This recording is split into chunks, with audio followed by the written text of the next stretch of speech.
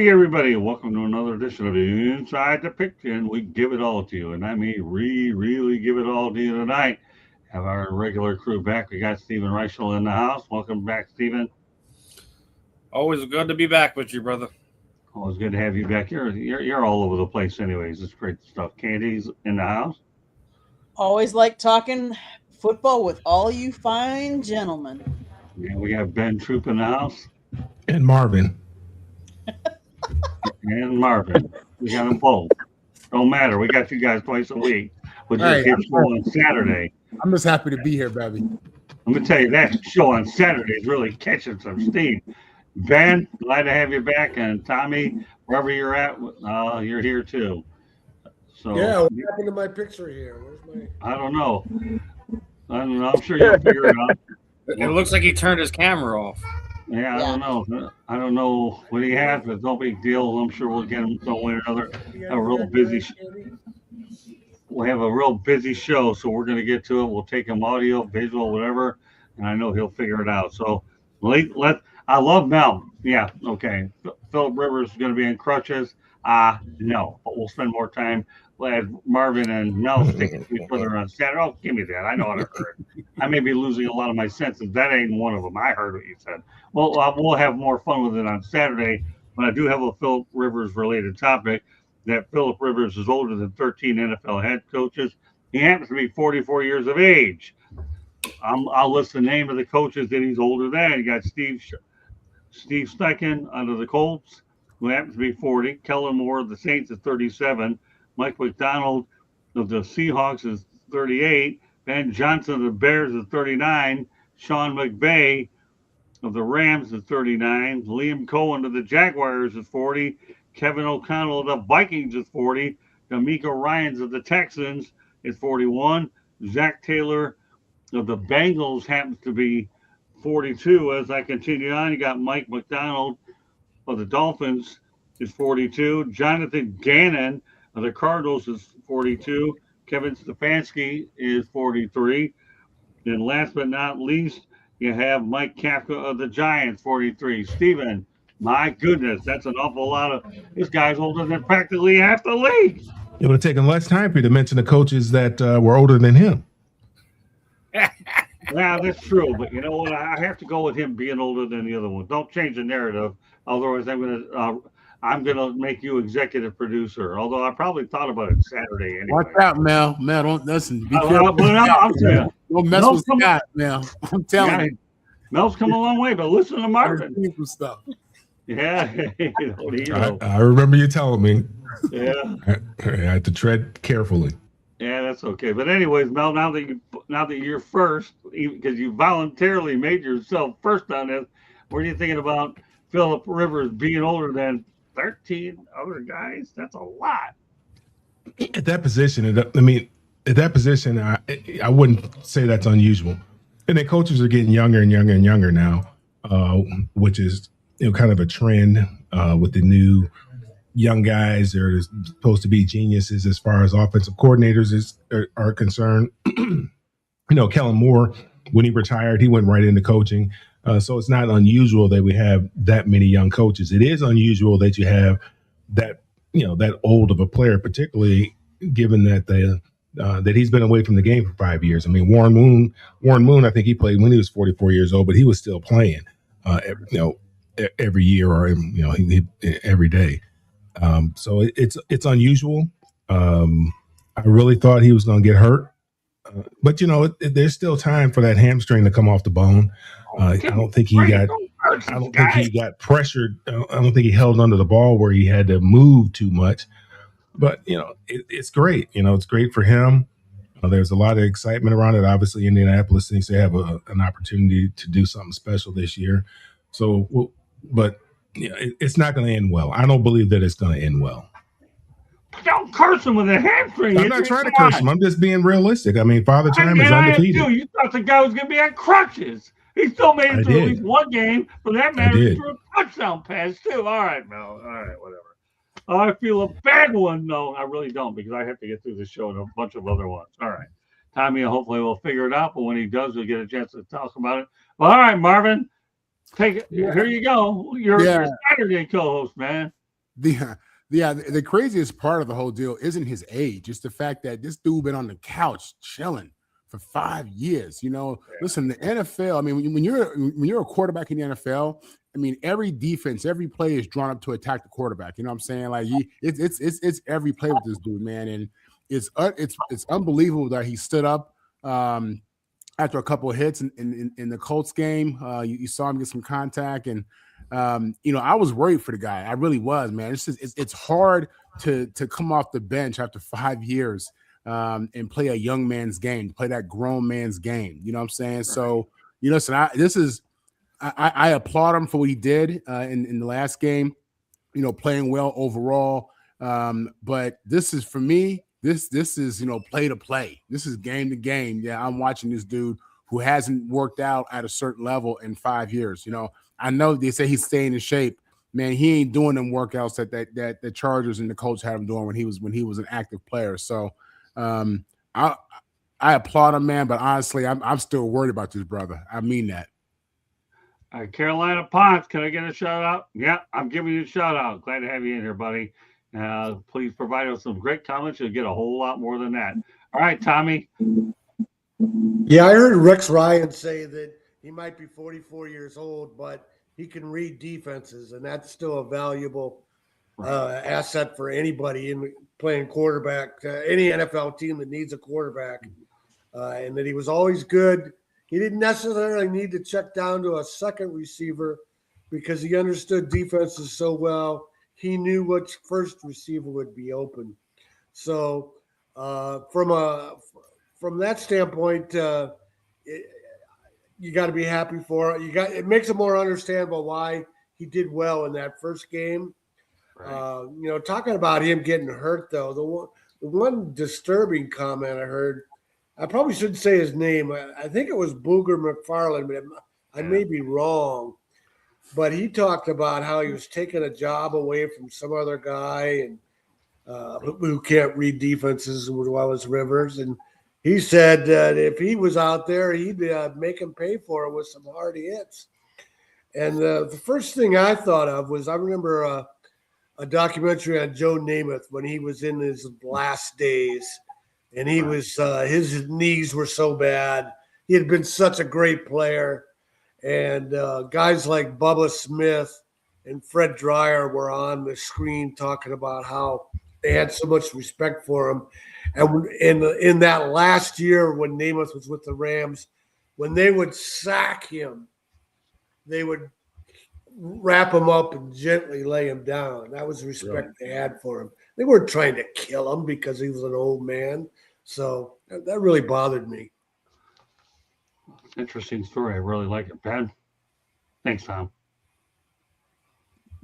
I mean, yeah, listen, I'm rooting for Phillip Rivers because we was in the same draft class in 2004, but football is unforgiving. And the thing about what Mel and Marvin is saying is football is not a matter of if, it's when. When they hit field, they're going to hit him. They're going to hit him because he played quarterback, not because he's 44 years old. It's just one of those things where, yes, Booker McFarland going to say things like you took an option, a job away from a player. He understood what their offense is trying to do. I think I heard something where he was coaching his son's team and they were running that offense. Phillip Rivers better be careful, man, because I understand the opportunity. He has a very unique skill set to be able to throw the football. He can read defenses, but his reaction time is not what it used to be. Football is about reading and reacting. I know what I'm supposed to do with the football, so I could just go out there and react. I don't got to think. I don't know. They're not going to show Phillip Rivers after the game when he get done with that with that post-game press conference, but that locker room is lit up. That joker is ice baths because football is one of those sports you can only do it by doing it. You can train and work out. That is not football. You got to get out there and go to the assimilation. But, they almost won the game. But Phillip Rivers got an opportunity. He's been a coach before. They trying to salvage the season. I think that head coach and that coaching staff, if Phillip Rivers can halfway even keep them in playoff contention, I think they keep their job. Because Anthony Richardson has been cleared for all football activities, and I don't think they want to bring him back. So I'm rooting for Phil, but 5 years away from any sport is a long time. 5 years away from football, that's a lifetime. That is a long time away from the sport. We'll see what happens this second week, but this experimentation known as Phillip Rivers, I hope it works out. But if it don't, it won't be. People say it won't work out because he's 44 years old. It won't work out because they got people on the team calling him Mr. Rivers. He is old enough to be a lot of those dudes' dad on the team. But we'll see what happens, man. The football is a crazy sport. And if Phillip Rivers can find a way to help Indy get into the playoffs with what Jacksonville and Houston is doing, it would be arguably the greatest month of football we've ever seen from a 44-year-old, not because he's doing it, but because we'll never see it again. I don't think you'll see something like this again, regardless of how it ends up. Okay, Candy. You know, he was just on the brink of being, with his 5 years up, he could have been voted for the Hall of Fame. He also was just, now let's face it, he gets another 5 years of health insurance as well that kicks in. Not saying that's the reason why he did it. Obviously, he loves the game of football, because if he's coaching his son, that it's something that it's in him. He loves it. But I do worry for his health, because they're not forgiving, and he's not in the same shape. You can't be in the same shape. You didn't go through all of the 5 years. You didn't go through the practices, the drills, the one-a-days, all of those.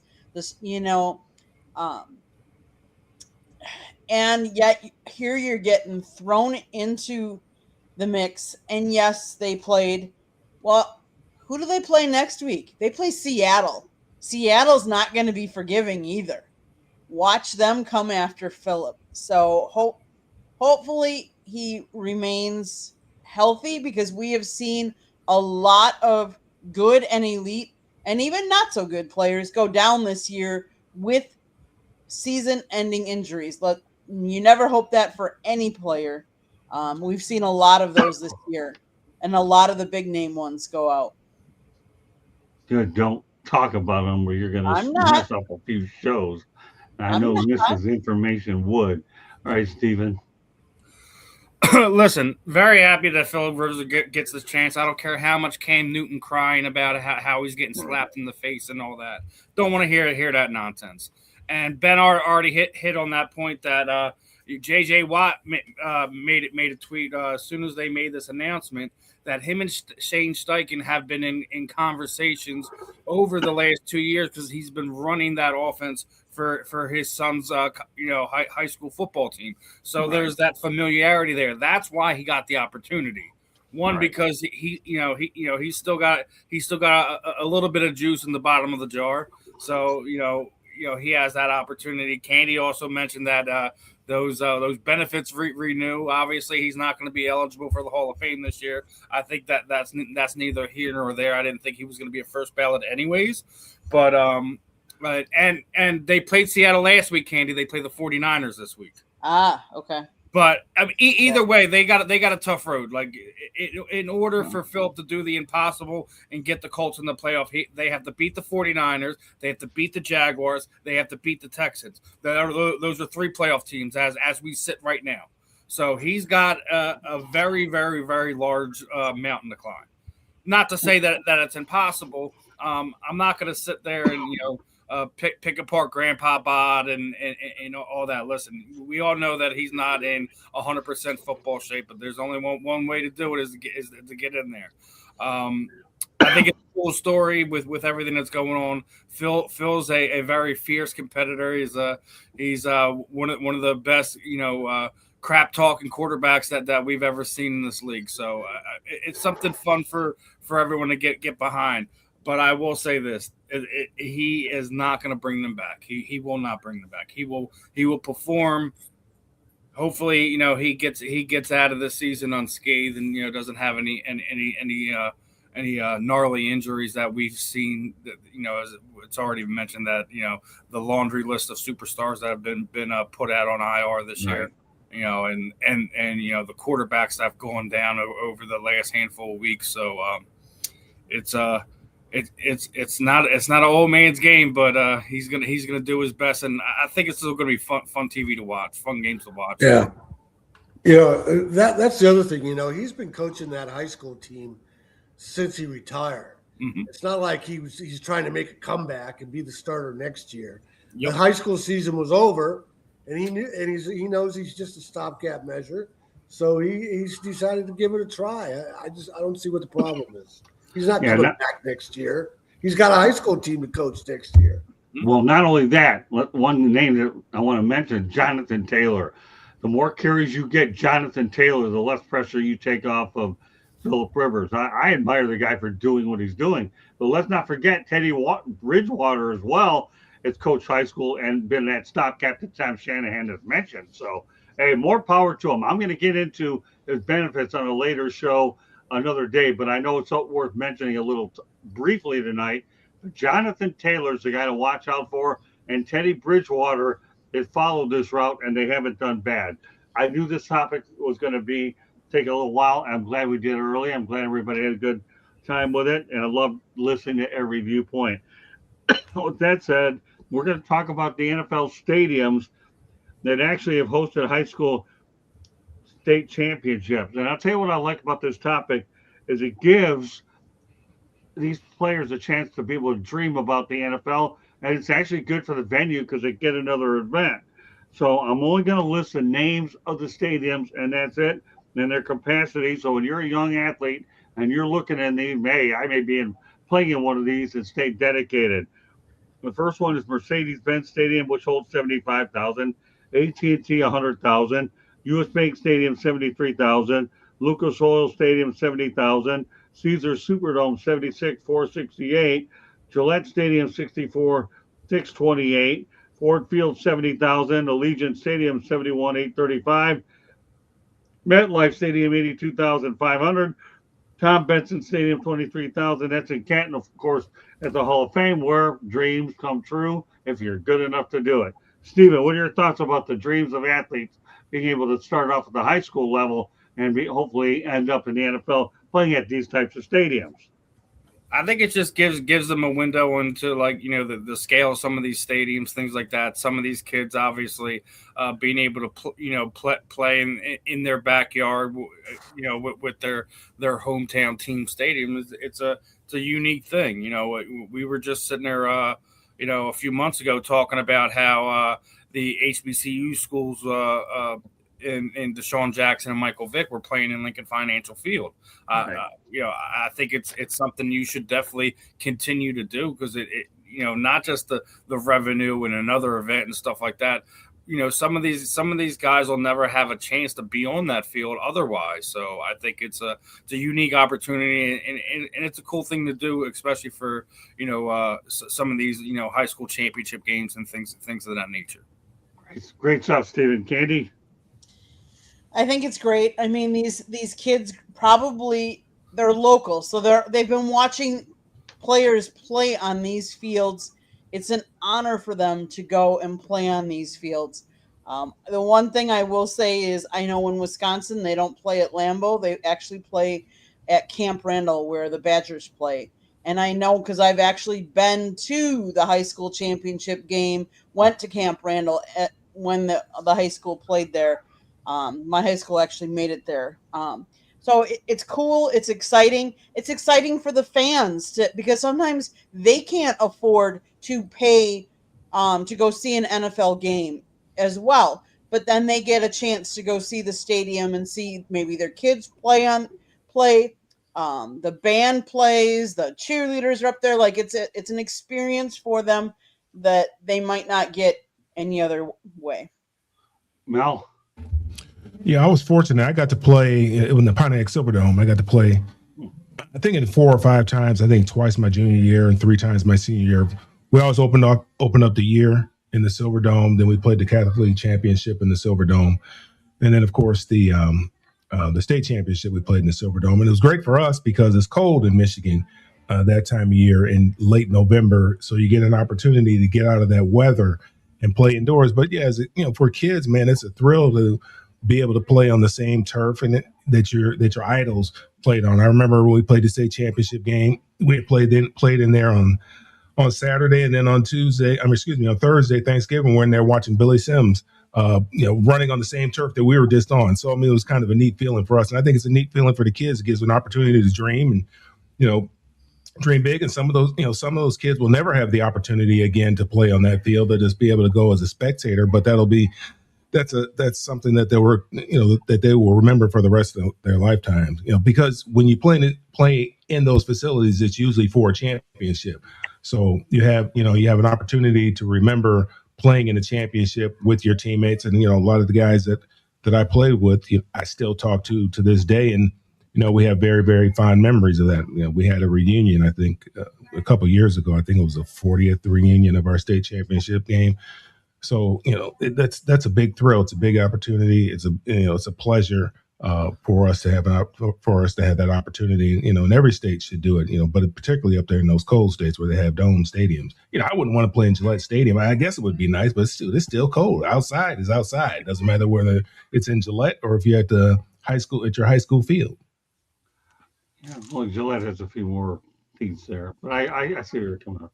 Marvin? Yeah, listen, growing up, I was a football nut, and football was my whole world as a kid. And, I grew up in LA and New York. And if I would have had a chance to play in Giant Stadium where my dad played as a kid, or play in the LA Coliseum as a high school kid where the Raiders play and also where the Trojans play, that would have had so much impact for a guy like me. That would have been one of the highest and greatest memories of my life, something like that. And that's something that would have, just added to my whole dream, of trying to be an NFL player. I think it's amazing that these venues are available for these young kids. At the end of the day, I think this whole thing is about pushing these kids forward. And there's no doubt that being able to play in a venue that you watch, your heroes playing on Sundays, and do that as a youth with your brothers, and the community that supports your school. That's amazing, man. That's good stuff. So I'm all for it. I wish I had a chance to do it. Yeah. Who's left to talk about this? Oh, Stephen went down. Okay. Go ahead, Tom. Yeah, I think the key thing is not only the weather, like was mentioned, and having a dome, but is the turf. Because I know in my days working in San Diego that they used to play the San Diego Championship at San Diego Stadium. And then the area grew and they split into 4 divisions. And Alex Spanos' kids played in the small school Division 4 level, and Spanos being the owner of the Chargers, then all 4 games were being played in the stadium. So that was chewing up the natural turf. I'm guessing that's one of the reasons they don't play at Lambeau. And it would cause a problem for the Chargers. They would have to go out of town for 2 weeks. The turf was all chewed up. And I know here in North Carolina, they don't play at the Panthers' home because there's 8 divisions, but they also have a lot of major college football stadiums. NC State, UNC. Right. UNC was the host of a lot of the games this year. And the other thing about that's special about it is it's not just the players that it's a big treat for, but it's the coaches too, that they get to work on that sideline. I don't know what noise that is in the background, Candy, if there's anybody with us or whatever, but we'll work towards the best we can. Well, Mel, you got my wheels turning on Saturday. Now I'm going to bring this thing to the forefront. What about Ben? Yeah, Ben didn't get a chance to. I'm sorry, Ben. Go ahead. I'm sorry. Oh, no. Ben said, "No. The heck with y'all." Well, maybe that's where the noise was coming from. I don't know. We're depending on his connection. I'll wait to see if he gets back on, but Mel got my wheels turning, and we'll see if we can get on in a moment. Steve will be back on, taking care of some family matters. But to give everybody an overview of what we're going to talk about right now, after Ben gets an opportunity to address this, which he obviously is going to do. Abracadabra, alakazam. Yes, I do know my magic. I'm waiting for the magic of technology to work for my benefit. So we have Big Ben back. All right, Ben, you know where we're at on this topic about the high school players playing on NFL fields. What are your thoughts about it? Am I back? Yes, Ben, you're back. Can you hear me? You're back. Yep. Okay. Can you hear me? Yeah, I can hear you. Can everybody hear me? Yeah, I can Yeah. hear you. Is that a yes? Is that a no? Yes. Yeah, we're good. All right. Well, we're working on it. Everybody, we appreciate the Hello? participation. Chat room. Yeah, Ben, what's Yep. up? There you are, Ben. We hear you. Oh, You're okay, live. okay. No, I was no, okay. I was just gonna say, you know, all I ever wanted to do when I was in high school was play in the Georgia Dome. Right? My high school was not that good. When you go to the Mercedes-Benz Dome, I don't know if they do this in other states. They put every single high school helmet in the stadium. You can there's a section that every high school helmet is in there, and I was blessed enough to play, 5 years in the NFL. I never got to play the Falcons in the Dome. Never. I never played them. So when you think about how prestigious it is to make a high school championship and to play in the Dome, like in a NFL stadium, I don't think it gets better than that because that's what a father and son. Look, there aren't a lot of Mels and Marvins in the world. That's the rarest of the rare. That's to go to college, the same one as my dad, and to go to the NFL. No, that's not happening. But high school, yes. That's when you see grown men still walking around with their rings on. So yeah, I don't think it gets better than that because to make it to college, you got to be one of them ones, and to make it to the NFL, you got to be the rarest of the rare. But high school, I would have loved. The only time I got to play in the Dome was 2000 for the 2000 SEC championship game. I didn't get no burn. I mean, I ain't played, but I was out there watching. I would have loved to have played in the Dome because I'm from Swainsboro, Georgia, where I sit currently right now. I went to high school at Butler High School. Swainsboro High School won it all in 2001. And if I wasn't in college, I would have went to that game. I mean, I asked my coach, could I go? He looked at me like I was crazy. Like, Coach, can I like go see my hometown high school team go? And he was like, you play for Florida. And that was a conversation. But yeah, man, I would have loved no greater bragging right. Most people ain't gonna win no Super Bowl. Most people ain't gonna win no national championship. You want a state championship in the stadium, in the professional team stadium in your state, man. That's talking trash for life. I don't get to say that. We didn't even make the playoffs when I was in high school, but yeah, man, it don't get much better than that. I'm envious of those people. Every time I go to a Falcons game, because ain't much going on the field with the Falcons. Ain't much going on the field. I'm just looking up, at the helmets, man, and it was crazy. I mean, when I took my son to see a Falcons game, I said, "Look, that's the high school I went to," and he said, "Oh, Daddy, y'all made it to the championship." I'm like, "Nah, I could lie." But I ain't gonna lie to you. So no, we just supported the Georgia High School Athletic Association. But yeah, man, I would have loved to have played in the old Georgia Dome. I mean, this new Mercedes-Benz Dome. These new fans, man, they off the blank got us. But I would have loved to play in the old Georgia Dome, no doubt. Yeah, I covered the game at the Georgia Dome. What a great place. And then they ended up tearing it down 20 years later, go figure. But I understand that that's the shelf life of stadiums anymore. It's about 25, 30 years, man. It does seem that way, doesn't it, Steven? Mm-hmm. All right, well, I'll tell you what, Mel and I and Marvin talked about this on Saturday, but I think it's important to bring it to the forefront with this group, and that's it. And Eastern New Mexico hired a controversial hire, but they didn't seem to think it was one. Art Briles, the ex-Baylor coach, who was fined amid sexual assault scandal and was let go as well. He was fired by Baylor anyways in 2016. Now Eastern New Mexico happens to be a Division II school program, and the Greyhounds gave him a 3-year contract, and he ended up getting a $15 million settlement from Baylor. So Art Briles has resurfaced Mel at Eastern New Mexico University for the Greyhounds. Steven, what are your thoughts about this controversial hiring? It's Eastern New Mexico. Who cares? Well, all right. I can live with that. All right, Candy. Yeah, I mean, he's let's see, he's You don't have to to way to research this one. He's got a second He chance. sounds like Alpha 5 from the Power Rangers. I mean, he's been a coach for a long time. Good kudos to them for getting a coach that has coached for a while. I mean, he's had obviously some controversy and some things that have happened. Hopefully he can make the most out of his newfound hire. Tommy? What he did was terrible. He was covering up for his players, but it's been 10 years. I mean, Right.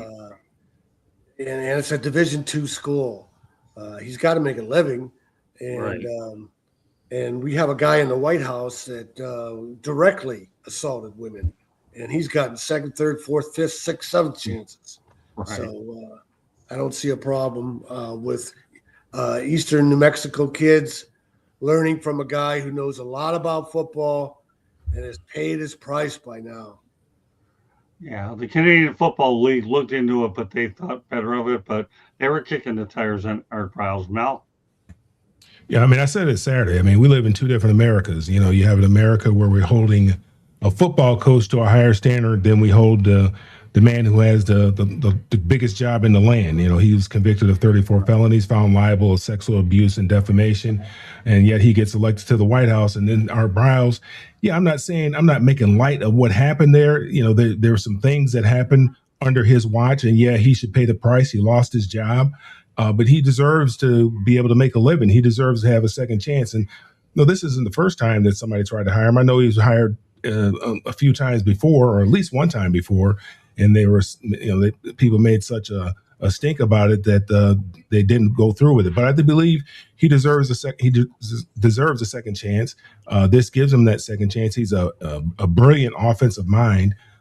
So I think college football is going to be better for him being there because of his brilliance on the offensive side of the ball. And like I said, the guy deserves to make a living. I mean, he was not the one that committed those offenses at Baylor University, but they did happen under his watch. What he knew about them, I don't necessarily know. I just know what's been reported, but I do believe that he deserves another opportunity.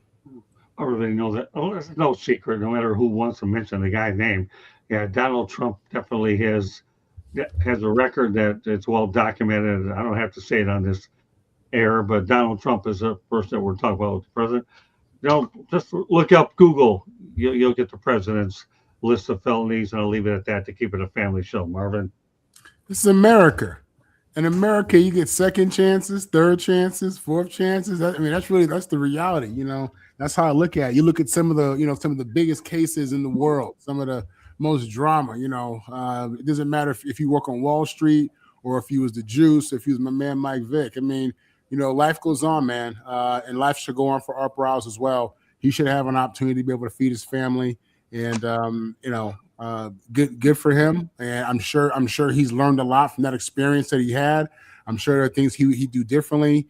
Most of us are no different. Not that we've had that type of situation in our life, but we've all looked back and we realize that hindsight is 2020. So man, I think he has a lot to contribute. He obviously wants to be a part of this and wants to do it. Financially, he doesn't have to do it, right? So this must be something he really loves. You know what I'm saying? So let's give him another chance and let's move forward. Yeah, I think the Eastern New Mexico University did his due diligence before he brought him in. You don't bring a guy like that in there without doing his due diligence.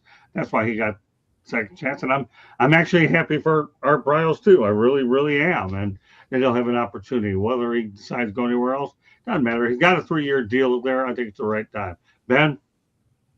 Yeah, I agree. I mean, obviously that situation that happened at Baylor was awful when it happened, and the things that happened under a head coach's watch. I mean, he's the one that had to fall on the sword. I mean, I think that when you talk about a guy like Art Briles, it's never been about his ability to coach. It's never been about his ability to recruit or the offensive side of the ball. It's how much has he learned from the situation at Baylor. It's a lot going on with a head coach, from the players to the assistant coaches, to the trainers, to the equipment. It was a lot going on. 2016 is a long time ago. And I think it says a lot for a team like, Eastern Mexico to say, look, we're going to take a chance on this dude because somebody was going to do it eventually. Now, these big-time schools, they kind of have to live in more of a reputation type world than these smaller schools. They're saying, look, okay, he made a mistake. And I think if you are coaches that are going to make future mistakes, you want Art Briles back in college football because it shows that if a coach like that can get a second chance, maybe they can too. Look, I'm never here to condemn these coaches for what happens. I know how hard it is to be a head coach to where everything you said go. And as long as you winning, they're going to kind of probably sweep a lot of stuff under the rug. But our Browns is back in college football. You knew he was going to be back sooner rather than later. Coaches get recycled all the time.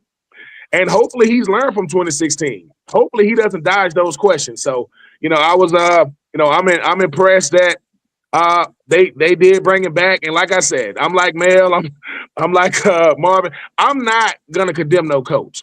Because like I always say, they put a microscope on your life and they showed the stuff you did. It is going to get ugly. You're gonna see some stuff. So I'm not here to condemn him. I'm not here to be the judge and the jury. He's college football. We'll see what he does. Well, I mean, I'll say this: Michigan State gave Pat Fitzgerald another chance despite the hazing, and I think Fitzgerald will be fine. I'm glad for our Browns. Let's move on to ranking the top college rivalries in college football. I'm just going to ask the group here: give me your one or two favorites, because this is a topic that could go on a long time, and we'll go from there. I'll be curious to see where your loyalties are.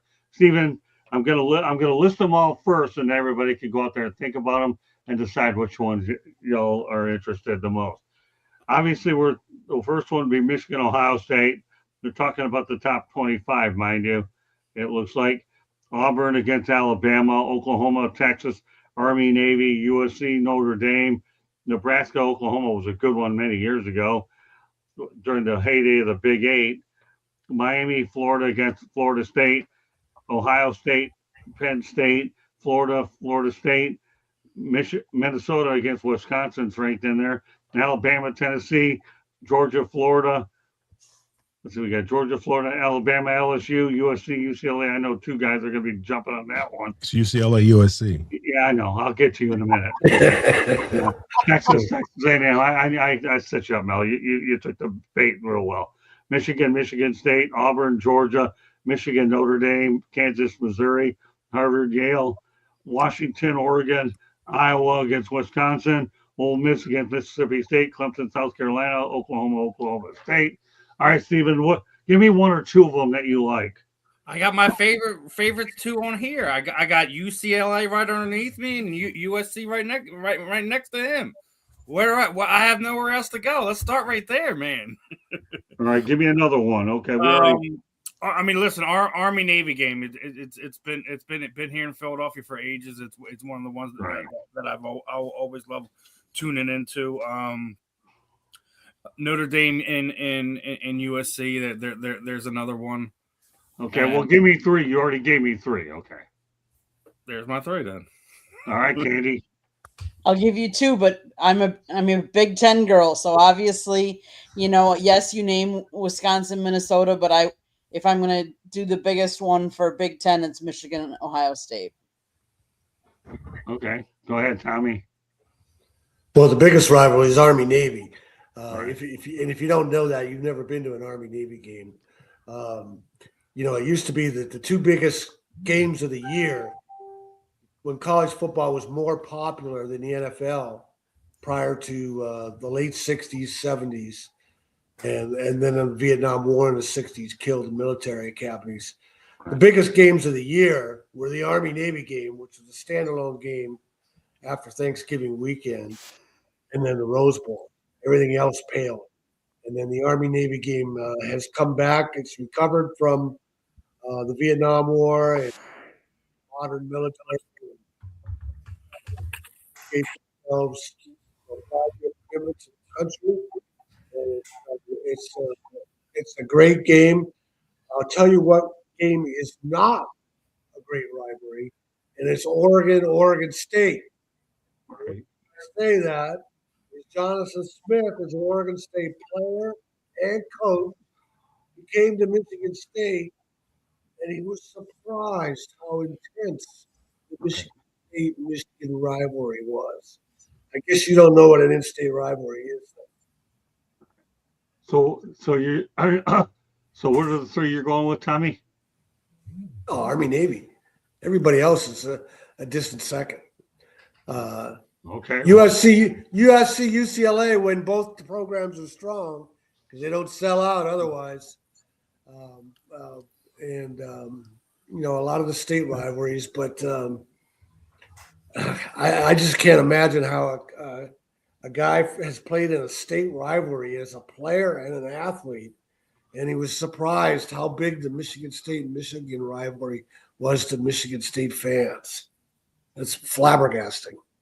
Yeah, it really is. Mel, I never know one of yours.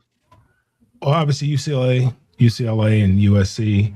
But I've liked watching the service academies. I like watching Army Navy. I think that's a huge game. I actually look forward to it. Watching that game, the passion that those guys play with, and the commitment that those guys make, knowing that they don't get to put all the time in like we do in the weight room and things of that nature because they have other commitments. But the passion that those guys play with, the pageantry surrounding the game, I think is pretty cool. It's the only game that's played on that particular Saturday, so I think that's pretty cool. And then I like watching Harvard and Yale tee it up as well. Well, boy, you got some good ones, Mel. Proud of you, my man. Great stuff. I was hoping somebody in this panel would bring up Harvard and Yale, and I'm glad you did, Mel. Thank you very much. Appreciate it. Okay. All right, go ahead, Marvin. Yeah, I'll tell you what, growing up, I was a huge fan of the Army-Navy game. Again, I was a football nerd from a very young age, and, I could watch football all day long. But I loved the Army-Navy game just because it was a football game, one, and secondly, because I have so many service members in my family, past and present. So I just have such an admiration for them. But I love that game. And then from there, obviously, as an alumni, as a fan, there's nothing better at all than beating UCLA, playing UCLA. How many times did you beat UCLA, Marvin? We beat UCLA about 53 times. No, how many times did you, when you were at USC, how many times did you beat UCLA? This is my segment. I understand, but I'm sure the people want to know. I'm sure people want to know. How many times did Marvin go home with a W when he played against UCLA? Let me tell you something. Sir, just answer the question. Beating the Bruins. Permission to treat the witness hostile. Just answer the question, sir. Man, we're moving forward, man. It's 0 through 4. On Saturday, man. These two That's guys why I already go at said it. we got the best rivalry right here. 0 through 4. I know. Bringing up old stuff. Hey, Anyway, Steven, at least do me one favor on Saturday, okay? One favor I Hey. ask. You got to watch our show with these two guys, and Candy and I watch. Candy, can you look that up? The years that Marvin was at USC, could you see what years they won? Could you look that up for us? Candy don't work for you, okay? She don't work for you. Anyway, yeah, Tom, I'm with you on Army and Navy, man. That's it's unfortunate. I still feel like enough people aren't watching that game. But it's a special game, man, and I love it. I'll tell you one thing about Marvin. He's got more moves than Barry Sanders with Neil and Mel on this one. I'll tell you one thing, that's what makes that Saturday show real special with Marvin and Mel here at 8 o'clock Eastern time here on the network. Great stuff. All right, Ben. Tune in. Yeah, tune in. These guys are a hit. Steven, if you don't do much of anything else on Saturday, at least watch us on Saturday. Watch these two if you get up that early and comment on them. Just if you do nothing but comments with LOL, that's what we're all doing too inside. I still have to keep it under wraps. Go ahead, Ben. Obviously, Army Navy is a given, but my three is. Obviously, Florida, Georgia is going to be up there for me. Being from Georgia, being able to play them puppies from Georgia. Yep, and I was 4-0 against them. I did not lose to them boys from Athens. But I think two rivalries that people don't talk about enough. Listen, the Iron Bowl is serious. Auburn, Alabama, it is serious. They shut down the whole state, and a rivalry don't get as much love. It's the Egg Bowl. Ole Miss and Mississippi State, it is big too. So.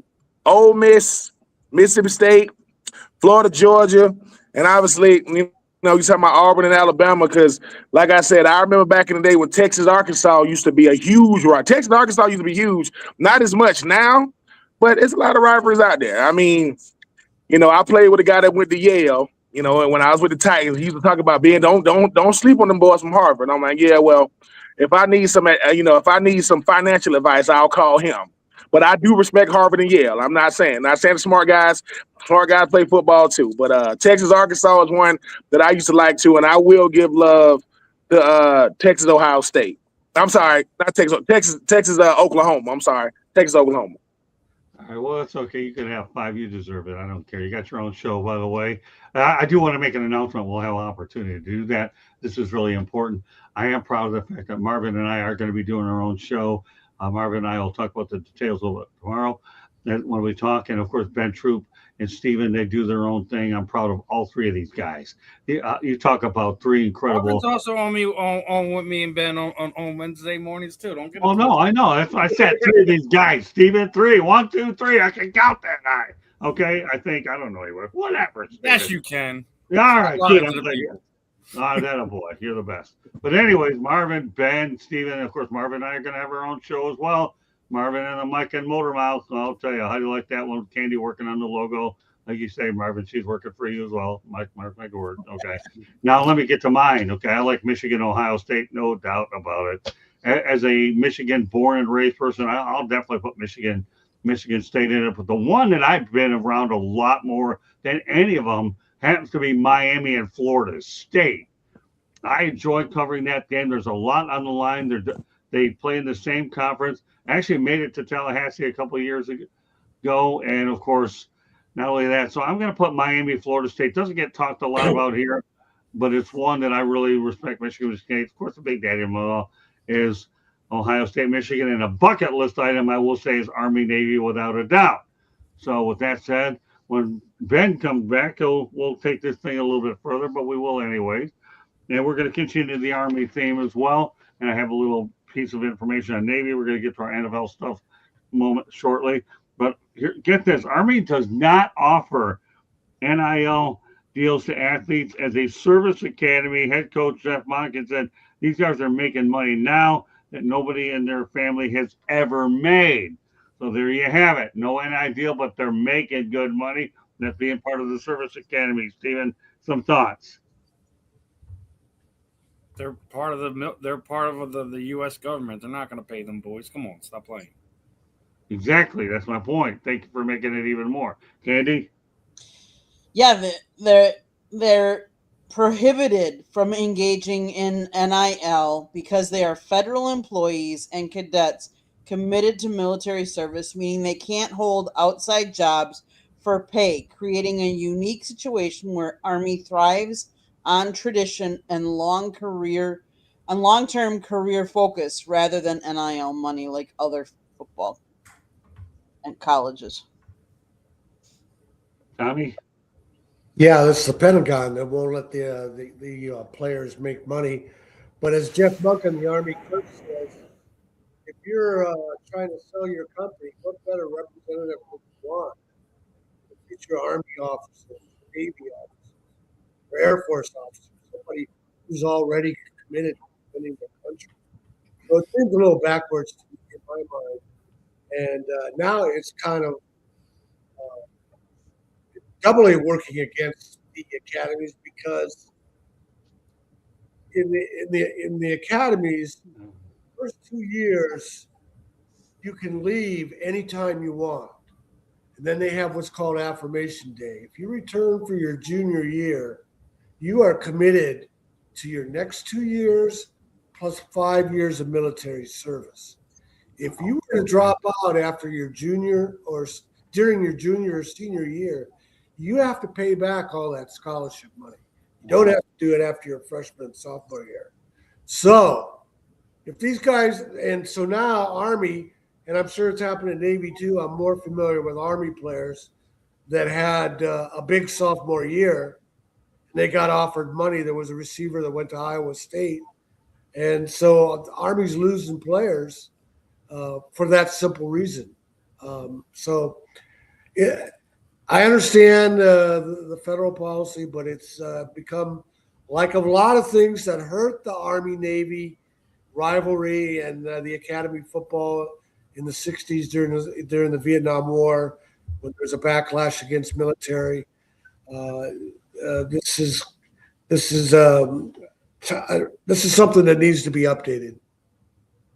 I never knew that. Thanks for the information, Tom. Appreciate it. Don't worry about the Navy a bit in a moment. Mel, that's a lot they just said. Just so everybody knows, Marvin was either 0-4 or 0-5 against UCLA, depending on if he redshirted during that time. Well, you were determined to get that one in here. My crackpot staff over here, man, they got the information to me. I got a little staff. That crackpot staff was you as you had time to pause between your segments. But Marvin, he was determined to give it to you. That's why you took the Barry Sanders approach and dodged it. But that's okay. You guys can hammer it out even more on Saturday. All right, Mel, what are your thoughts about the Army? One of the reasons why I like watching the Army Navy game is because these guys play simply for the love of the game. That's why I like watching it. So, yeah, obviously we understand why they can't participate in NIL because they're federal employees. Really, they're property of the United States government. And so that's one of the reasons why I like watching these guys play, because they truly play for the love of the game. And then they have so many other commitments. So I mean, they've made a commitment to the United States, and then for them also to be able to go out there and play football, that's really a bonus for them. But you see the passion that these guys go out there and play with, and the camaraderie that these guys have, and that's why I like watching the game, because they don't have to do what they're doing. They didn't have to make that commitment. They could. A lot of these guys are good enough ball players where they could have went somewhere else and played, but they chose to serve the United States of America and to serve it in this way, and then they get an opportunity to play football. That's why I like watching the game. I mean, like I said, all the pageantry surrounding it, and just the fact that it's the only game that's playing, and then the different venues they get an opportunity to play in. I mean, there's times where I'm like, man, that might not have been a bad deal. I mean, just looking at it is like, man, that's pretty cool. It's pretty neat. For me, it's not anything that I would have done. I think I did get a letter from one of them. I didn't even open it because that wasn't even a consideration for me to do something like that. But I just don't have that in me to do that. But that's one of the reasons why I like it, because they're committed to what it is that they're doing, and they're playing the game, because they absolutely love the game. I'll tell you one thing. When I had to apply for selective service many years ago, and my dad went to the post office, he was petrified, because at that time, American hostages were being held in Iran, and it was ugly. And my dad was nervous. I mean, he served in the army, and as well as an uncle of mine, Jerry. When I had to do it, my dad, his heart absolutely dropped. I did what I had to do, and I never went. But all right, Marvin. Yeah, listen, people join the military for different reasons, but the one thing that they all commit to is being there for us. These men who make up the football team and the military schools, they're there for a bigger purpose, different purpose. They have a different passion and a different level of commitment. So, for all those reasons, I love them to death. The fact that they can't get NIL, listen, I think Tom alluded to it. Listen, this is a business at the end of the day. They're making money on these commercials, this through the conference. So it wouldn't shock me if you saw certain exceptions made, just based on the real importance of that game and being able to have a certain quality athlete. The fact that these men are able to compete against schools that have NIL athletes who have have players that are 3, 4, 5-star in some cases. It's remarkable. And when you look at, Navy, for example, they had a really good season.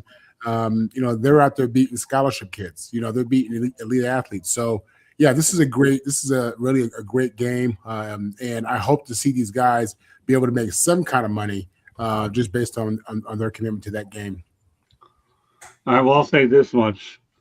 It is a bucket list of mine, so let's go on to the Navy part of this thing. Navy, no NIL, no problem. I'll tell you one thing about the Navy football. I mean, this is really unbelievable that, and let me just go back to it, that they have won 19 games in the last 2 seasons. Navy's won 19 games last 2 seasons despite no NIL resources. They defeated Memphis on Thanksgiving 28-17. They've beaten Oklahoma in a bowl game. And of course, like Army, they're not allowed to benefit from the NIL, great government employees as well. Again, this team, no matter what, they keep winning, Stephen. Navy, I'm telling you, if anybody that follows the Navy program, they're awfully good. And let's not lose sight of the fact that they've had some great athletes and a lot of different sorts. I think, who was one of them? David Robinson and Napoleon McCallum have come out of there as well. And let's not lose sight of the fact that Roger Staubach were there. Stephen, take it from there. Nothing to really add to this and on to the next. Okay, well, that's fine. We're saving them for the NFL stuff. Go ahead, Candy. Yeah, again, I mean, Navy's under the same as the Army. They can't, no NIL money, but it's an honor to play for those, for for the Navy or the Army, for both of them. And so many kids would look up to them because not only are they serving their country, then they're also getting to play the game that they love to play as well. So it's an honor for them. Tommy? Yeah, and also don't forget that Army won 10 games last year. Um, I'll take a little bit of a detour since we're on Navy, and I pretty much made my points earlier on Army. About 10 years ago, Keenan Reynolds was the quarterback in Navy. Great player, and he finished 5th in the Heisman Trophy voting. And Navy, the Army Navy game was played the same day as the Heisman Trophy ceremony, right? Navy said they would put him on a helicopter after the game and fly him to New York if he could be part of the presentation because he had such a remarkable season. And for a Navy guy, an Academy guy to finish 5th in the Heisman Trophy voting is remarkable. And the Heisman Trophy Trust Fund wouldn't work with him. Compare that to this past Heisman Trophy presentation with this Diego Pavia guy.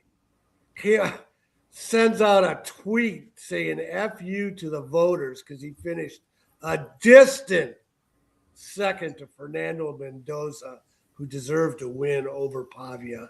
Who does this I talked about this last week. Who does this Pavia guy think he is? Yeah. But what a disgraceful story on his part. Yeah, I agree with you. Mel? Well, I talked about it. I talked about Navy in the Army Navy game and the NIL. Yeah, now we're just talking about Navy by itself. I mean, well, look, I mean, they run one of those offenses that's very difficult to defend. Now they've kind of adapted it a little bit to current college football, where they run it out of the shotgun, but it's still basically the same offense. Their quarterback really can't throw the football that well. I think he was their leading rusher when I was watching the game. So they still run that version of the triple option, but they just do it out of the shotgun now. So that offense is very, very difficult to defend because you don't see it a lot. And that's pretty similar to what Vanderbilt was doing. And you get the right guy to run that offense, it's very, very difficult to stop because it's not something that you're used to seeing. So I mean that's always neat, and I liked it when they ran the triple option. Both of the service academies, it's just kind of neat to watch them hide the weenie, and that's all you're doing. You just kind of hide the weenie, and you just kind of got to figure out where the ball is going. Your eyes will lie to you as far as where the ball is going. You got to be real disciplined in your fundamentals and watching your keys in order to be able to stop that type of offense. But I enjoy watching that offense. Okay, Marvin, you have the last word on this. We'll go to a station break after this. Yeah, I mean, listen, Navy has been a proud program for a long time. You had mentioned how they've done well the last couple of years, winning 19 games. And even before that, they had I got their coach. They had a longtime coach, Ken something. He was there for a while. Olo, first Samoan head coach in Division I football. There you go. Didn't they fire him? Did they fire him? Yeah, but prior to that, I mean, they had a stable program. I mean, they had some competitive seasons and had some upsets and some really proud moments. So yeah, Scott. Navy, I think he went to UCLA, didn't he? And if he did, we don't. No, I'm talking about afterwards. Afterwards. Yeah, he was an assistant of some kind. I don't know if he was on the field as an assistant. I think more in the background of the program support. Yeah. But yeah, Scott, Navy has a proud tradition, and they even recently have found ways to remain relevant. Okay, now it's time to go to a station break. When we come back, we're going to talk a lot, NFL talk, a lot of it to talk about. Go ahead, Candace. South Florida Tribune Publishing Company published a book, Lessons from the Microphone, Tuning into the Enduring Wisdom of Visionary Leaders. It is written by our host, Scott, the Motor City Madmouth Morganroth, talks about his 40-plus years in the industry and how it has evolved and changed. Old school media versus new school media. If you know anybody that's thinking about getting into the media business, this is a great gift idea for them. It's available on Amazon, Barnes & Noble, Kindle, Google, and Apple Books. There's also a link on our website, www.southfloridatribune.com, where there is a plethora of great content, so go check it out. If you like to listen to podcasts, you can find us wherever you get your podcast.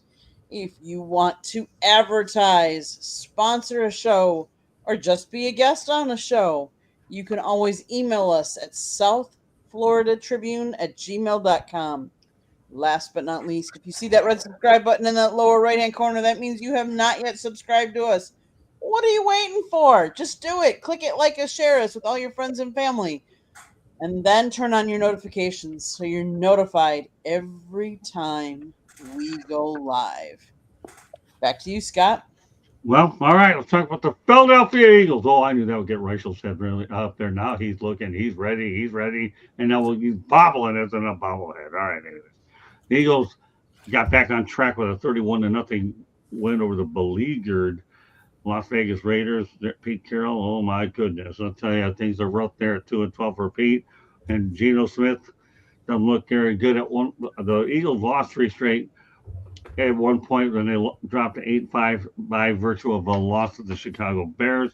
In that game against the Bears, the Eagles allowed the most rushing yards against a Vic Fangio defense since 2005. They had 281 yards.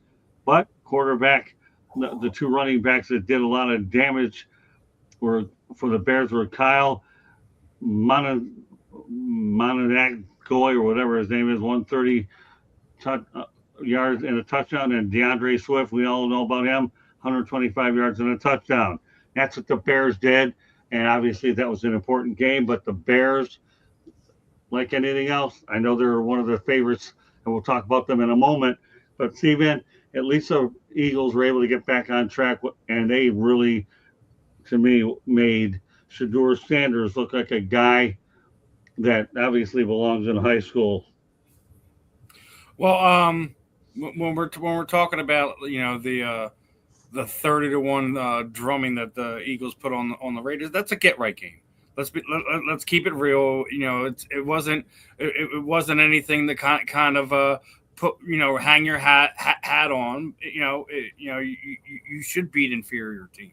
I think the more impressive part was the Eagles' defense held their offense to 75 total yards, and the Eagles' backups had 79 total yards in that fourth quarter. That their second stringer scored put more yardage on the tape than the starters did in that game. I mean, I've been saying it all season that the Eagles' offense is the most dangerous when they get everyone involved.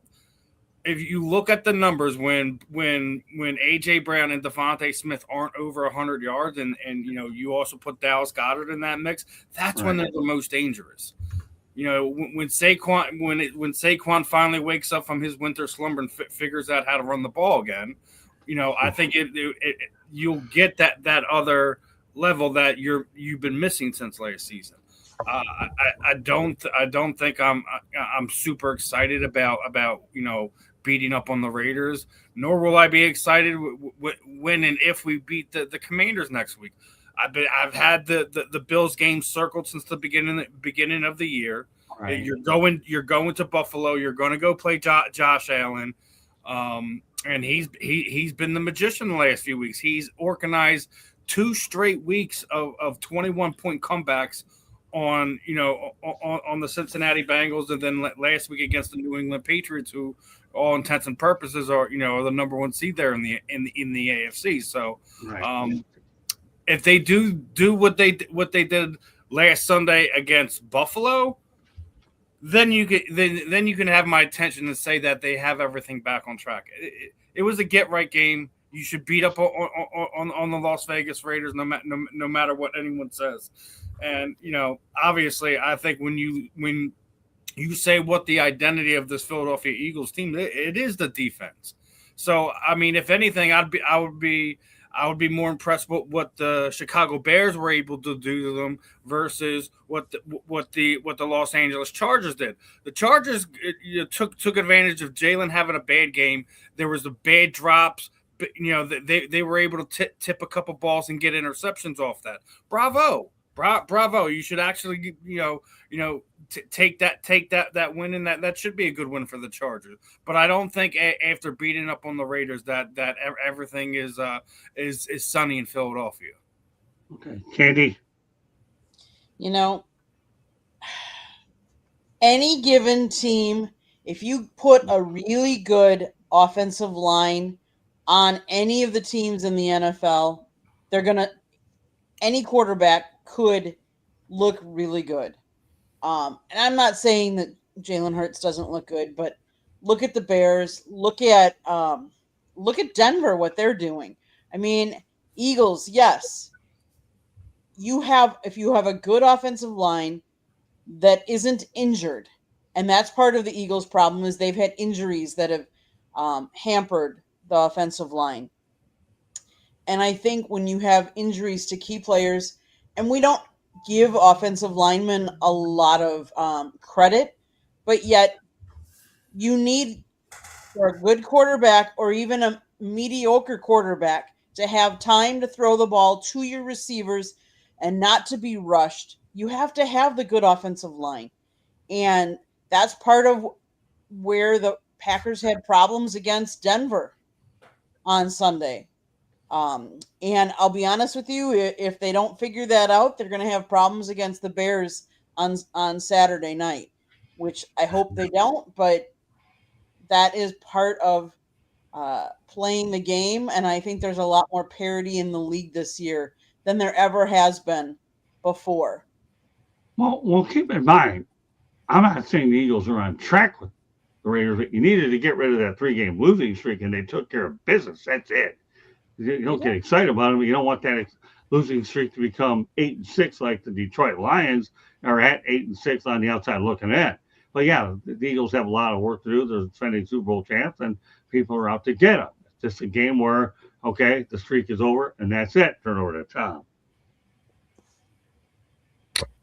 Oh, well, I was going to say, all the NFL teams go through their skids. The 3 games skid for the Eagles looked particularly bad because the offense wasn't producing. But the Eagles always have defense. The offense, it's harder to say if they're going to gain some consistency to make a playoff run. But I'm not surprised by anything in the NFL. There's always ups and downs. Mel? I mean, Philadelphia did what they were supposed to do against the Raiders. That was an opportunity for them to boost their confidence. The problem, you have to understand, Saquon Barkley has not forgotten how to run the football. Teams have schemed. The scouting report is stop Saquon Barkley and make Jalen Hurts beat you. And the problem is Jalen has not been able to do that week in and week out. Now, the Raiders aren't a very good football team, even though Saquon Barkley didn't go off. But I mean, we know when Saquon goes off, what that team can look like. It opens up a lot of different things. Now, if you stop him, you commit to stopping him, and you make Jalen Hurts beat you, then they're an average football team, and they're missing. They got to be able to run the football when everybody knows they're going to run the football. When everybody in the stands know they're going to run the football, and the defense knows they're going to run the football. They're missing Lane Johnson. That's a big cog in their wheel that they're missing on the offensive line. So we know the offensive line is not playing as well as it did last year. But all the teams are committed to stopping Saquon. They're not going to let him go for 2K again. They know what that looks like and how difficult Philly is to defend when Saquon Barkley is running wild. So we're going to say, hey, we're going to commit to stopping him, and we're going to make Jalen Hurts beat us. And that's why the games have been the games have been so close. That's why their record is the way that it is. That's why the offense has looked out of sync all year long, because Jalen has not been able to make the other teams pay for making him throw the football. He hasn't been able to make them pay week in and week out. Every now and then he makes them pay. Jalen, if they're not wide open, if they're not running wide open, Jalen doesn't throw the football. He's just going to tuck the football and run. He's going to eat it. He's going to throw it away, whatever. So the offense just looks very stagnant. He needs, when Kellen Moore was there, that offense looked entirely different. Kellen was a big part of his success last year, and a big reason why they were able to win the Super Bowl last year. Is because of Kellen Moore. Now he's no longer there. Now they have somebody else there. They may be running the same plays, but being an offensive coordinator is more than just calling plays on a play sheet. It's a lot more than that. Marvin? The NFL season's a long season. I've watched the Eagles play bits and pieces throughout the season, and I've seen them look bad too many times for me to believe that this is going to be anything close to a championship year. Listen, they end the season playing the Commanders twice, and they play Buffalo in between that, okay? I expect them to beat the Commanders both times And for me to believe that this team is back and they've got it together and they're going to be on fire moving forward, they got to beat Josh Allen. If they can beat Josh Allen in 2 weeks, that'll show me that this team is ready to go and do something in the playoffs. But right now, I think it's fool's gold. I think they drinking last year's champagne. We've had our conversations about Jalen Hurts and is he elite? Is he top 5?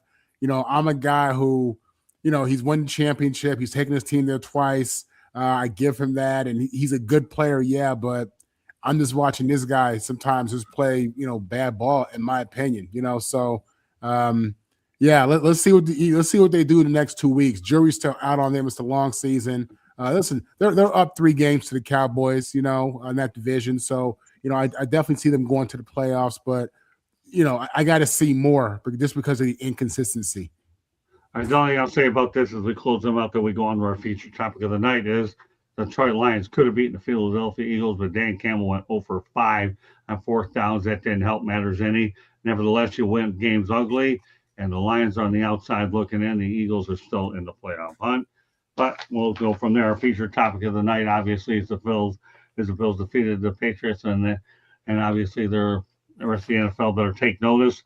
They ended up storming back by beating them as they actually rallied from a 21-0 deficit and won 35-21. The Patriots' 10-game winning streak was snapped while the Bills overcame a double-digit deficit for the 3rd time this year. Buffalo obviously has now had 10 wins in 7 consecutive seasons. Steven, you said this was a game you're looking for. Are you impressed with what you saw and their win over the New England Patriots? How can you be impressed with a team that's lost to the Atlanta Falcons? Please tell me that. How are you impressed with that? I'm asking you the question, so I don't have to worry about it. You answer my question. you lose the Falcons, right? I get it. It's a crazy league, but then you also lose to the Miami Dolphins. I get it; it's a divisional opponent, but the dysfunction that has been going on down in Miami is hilarious. I'm not impressed with them. I'm not scared with what they're doing. Are they a team that you have to take serious? Absolutely. They have Josh Allen. They have one of the top 5 quarterbacks in the NFL. He's healthy. He has a running game. He's formidable. He's a big bruiser, and he has a never die, never quit type of attitude. So you have to take him seriously. But impressed with looking terrible through 3/4 of a game, and then finally decide like, oh wait, we've been sleepwalking for 45 minutes. Let's go play these last 15 minutes like it means something. You have to finish ball games at the end of the day. So, I'm not impressed with a 21-point deficit over the Cincinnati Bengals. The Cincinnati Bengals are dead ducks in the water. Now, I could be mildly impressed because the New England Patriots have looked very good this year with Josh May, and they are the class of the AFC at this point in time. But to sit there and say the league has been put on notice. We know who the Buffalo Bills are. We know who they are. Just like as I just said, I wasn't impressed with what the Eagles did last week. We know who they are. The question with Buffalo now is, can they win in January? If they can win in January, then we can have another conversation. But they haven't. They haven't been able to get over the hump. Now, obviously, the Kansas City Chiefs just took a giant obstacle out of their course, but we've seen this before. We've seen some of these quarterbacks that couldn't get past this guy or that guy, and then they have their opportunity when they're not there, and they find their ways to choke themselves out of playoff games. If the Buffalo Bills played like they did the last few weeks against good, tough football teams with defenses that travel and can play in January, we're going to talk about another disappointing Buffalo Bills season. So I'm going to hold off reservations of sitting there saying they put the league on notice. We know who they are. They're a tough team. You got to play them tough. Well, I'll tell you what. I'm impressed with your segment, though. That'll be a good build-up I'll definitely make sure one of the topics is to preview that Bills game against You guys. Okay, that's good stuff. Food for thought down the road. We need a few teasers. Candy, go ahead. Yeah, Buffalo. They led in sacks against the Patriots. The Patriots led in interceptions thrown, fumbles, although they didn't lose them. Buffalo dominated in time of possession. 35-24 is a pretty big margin there. Um, Buffalo punts. They had 4. Patriots had 3.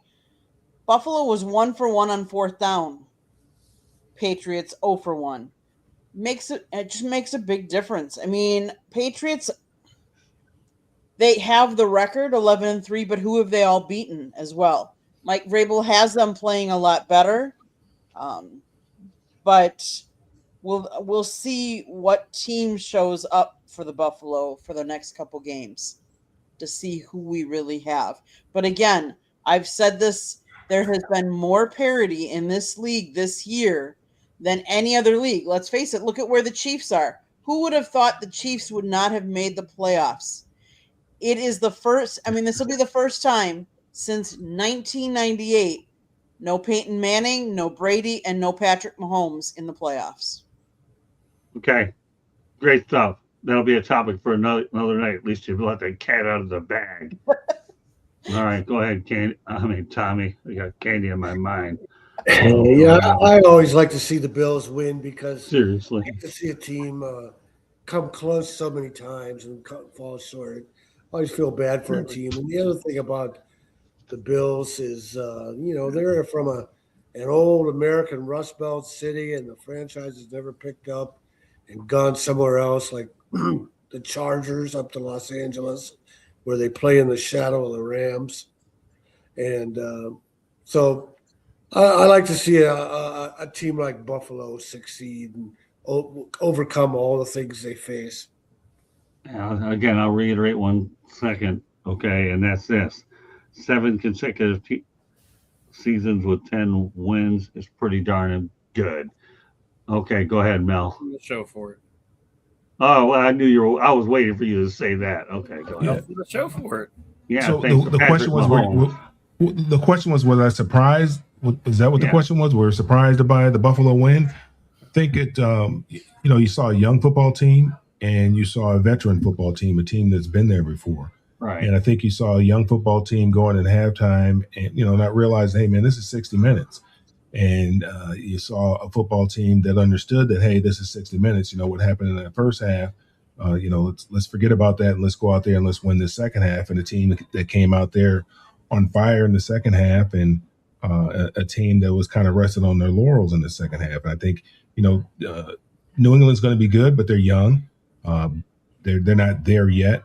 Buffalo, they've tasted it before. They've been to the playoffs. They know that this is a great opportunity for them because there's not going to be a Joe Burrow. There's not going to be a Patrick Mahomes, and may not be a Lamar Jackson. They have to deal with. This is going to be the best opportunity for them to get to the Super Bowl that they've had in a long time. And Josh Allen, he's a big time talent. Doesn't have a whole. The defense is not as good as it used to be, but when you have that guy playing quarterback and the way that he's been playing quarterback, you have a chance to win. And I know that he wants to get that monkey off his back. So he's going to pull that team and push that team to get them to perform at a level that they may not believe that they're capable of, so that he can finally get that championship that he's been desiring for such a long period of time, but that he's been denied, I should say, for a long period of time. Okay, Marvin.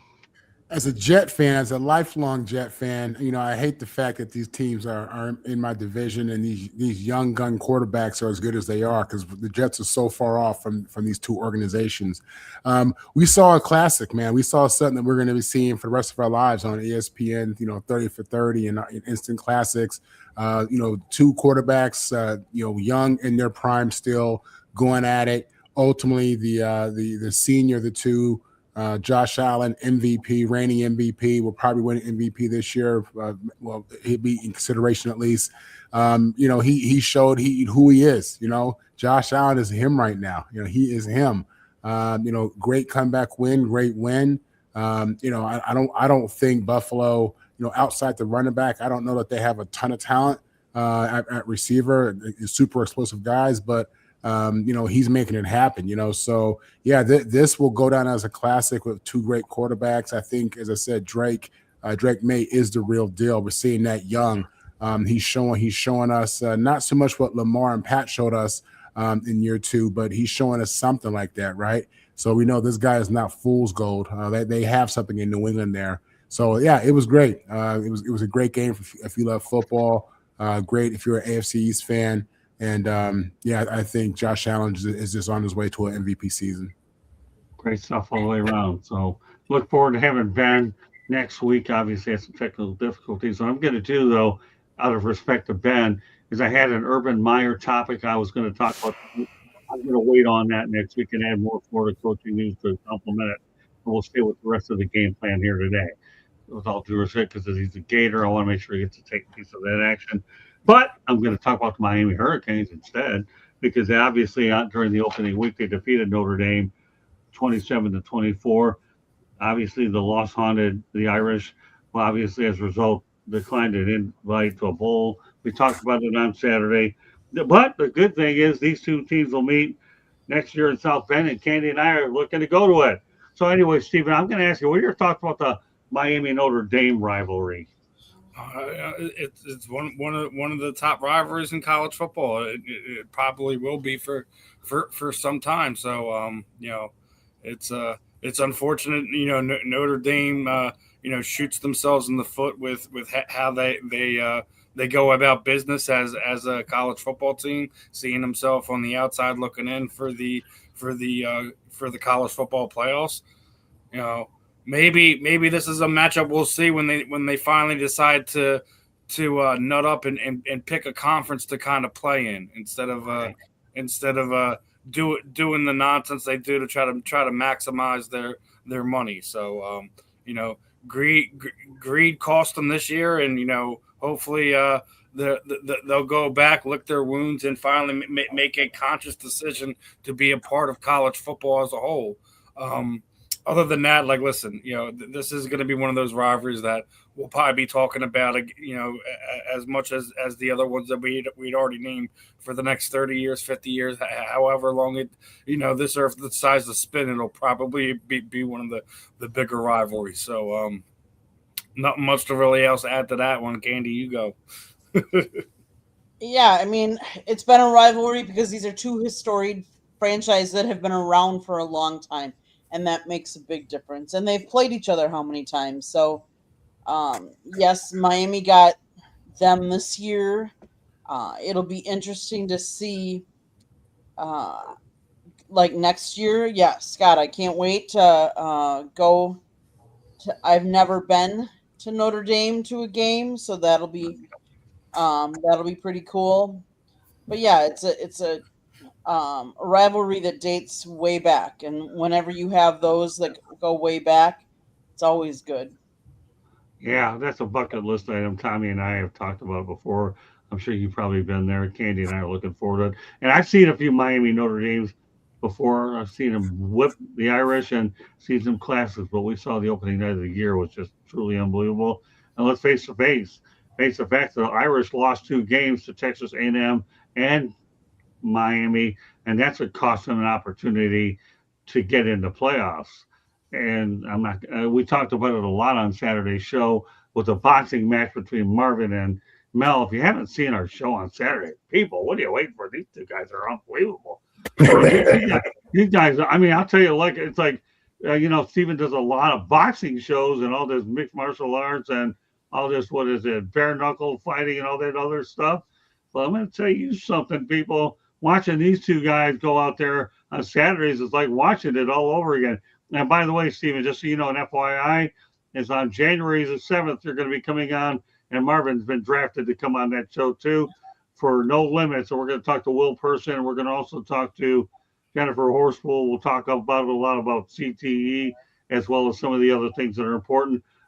That'll be in No Limits, and we'll also talk about Marvin's upcoming show at that point as well. So, Steven, that by popular demand, Will Person and Jennifer Horst will want more of you, and I'm dragging Marvin into this one so he gets used to some Wednesday nights with us early and later. All right, Marvin, just to give you a heads up, he's my team player. All right, so who have I not?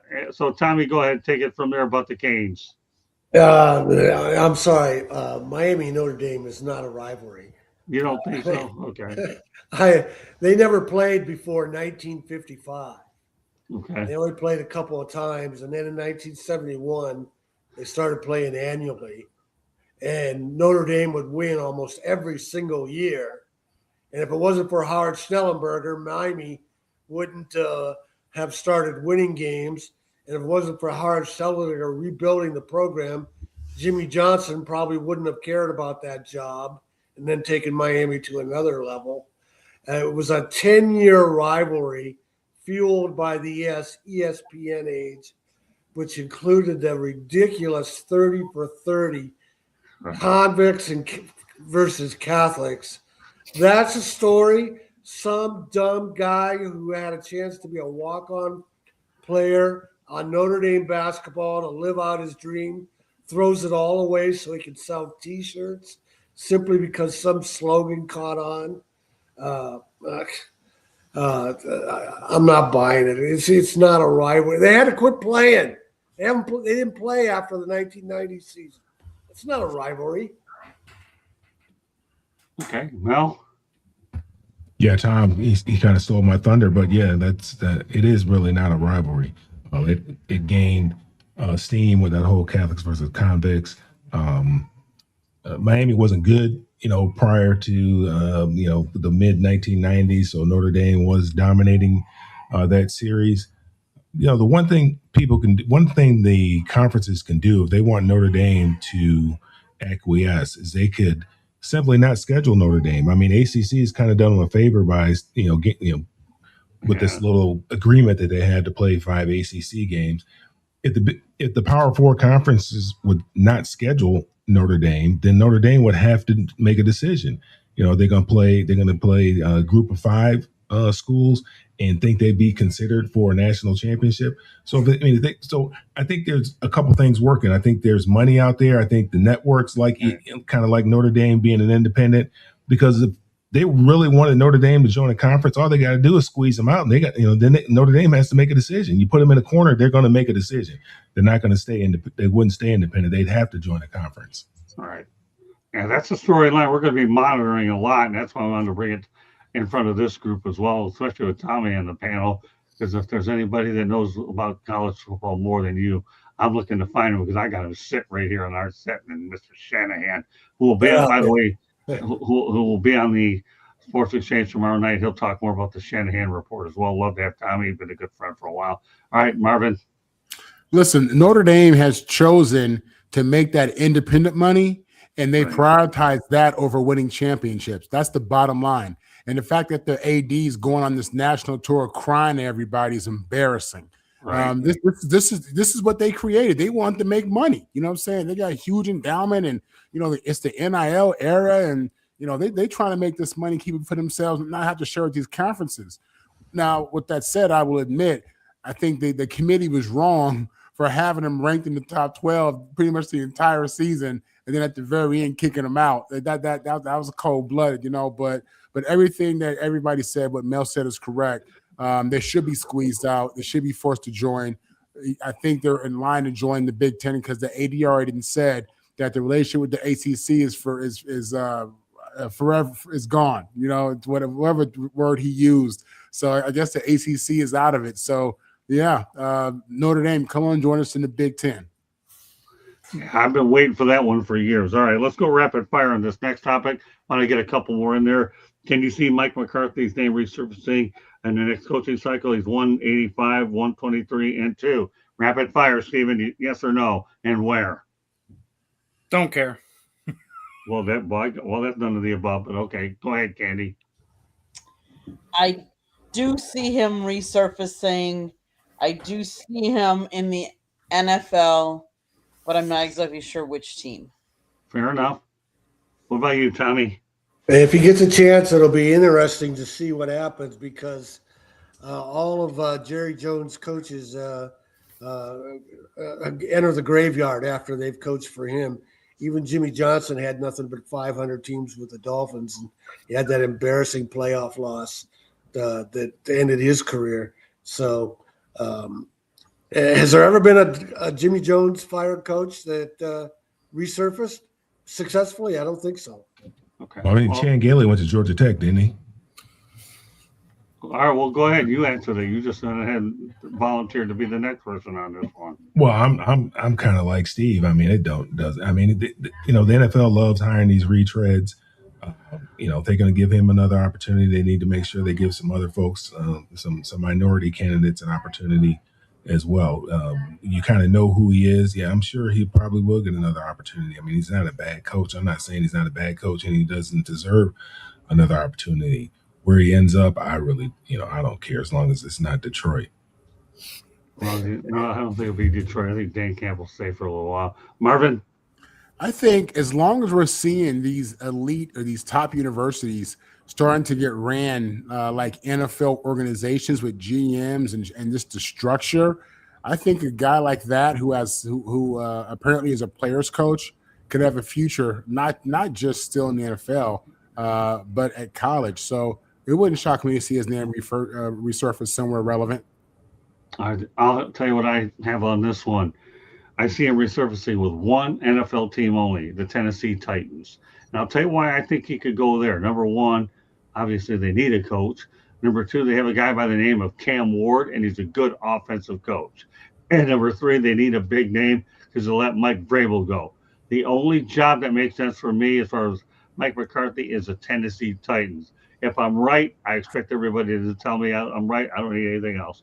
But I'm following my instincts on this. What if you're wrong? Well, if I'm wrong, well, I'm sure you guys will stick it to me too. But I'm not worried about being wrong. I'll say this one: if he goes to Tennessee, he's going to have GM control just to clear out the nonsense that's been going on there in Tennessee. And you know what? If that happens. What you said is a very fair statement. He needs a lot of control, and if Tennessee is so desperate they want him, they're going to give him an awful lot more control. Steven, for a guy that had very little comment, the one comment you made was a bullseye, where in the eyes of Jimmy Walker, if you were alive back then, it was dynamite. But I don't want to lose my voice. I'll have to use it a lot later in the week. But no, I think Tennessee Titans to me is the most likely place to go. All right, let's talk about a random drug test a few weeks ago. The doctors discovered that Broncos linebacker Alex Singleton had a testicular cancerous tumor they removed after Denver defeated the Raiders on Thursday Night Football. Singleton says he expects to return very soon. Pretty inspiring story how they ended up making this discovery, right, Steven? Yeah, I mean, definitely no stranger to Alex Singleton. Anytime he was on the field, I wanted to pull my hair. I watched him play in 2020 or 2023 rather. But he's made a home out there in Denver, and and it is a unique situation, having one of those random drug tests and right. Having him to discover that, having the surgery, and I think he's scheduled to be back this week, or if not, he had already returned to the field. But I mean, all the blessings to him that you're able to catch something like that early on. A lot of times we always pick on the NFL because after these guys have these great performances, 9 times out of 10, there's a note pinned to their locker, and they got to go take a random drug test. Cam Little, had that big field goal to reset the NFL record. Guess what was on his locker when he came back in? A random drug test. So it's funny how a random drug test is basically save Alex Singleton, some trouble, so to speak. But glad to see they got in front of it. Glad to see that he's on the mend and potentially going to be back on the field soon. Candy? Yeah, I mean, random drug test, you have to do. They have to do it. I'm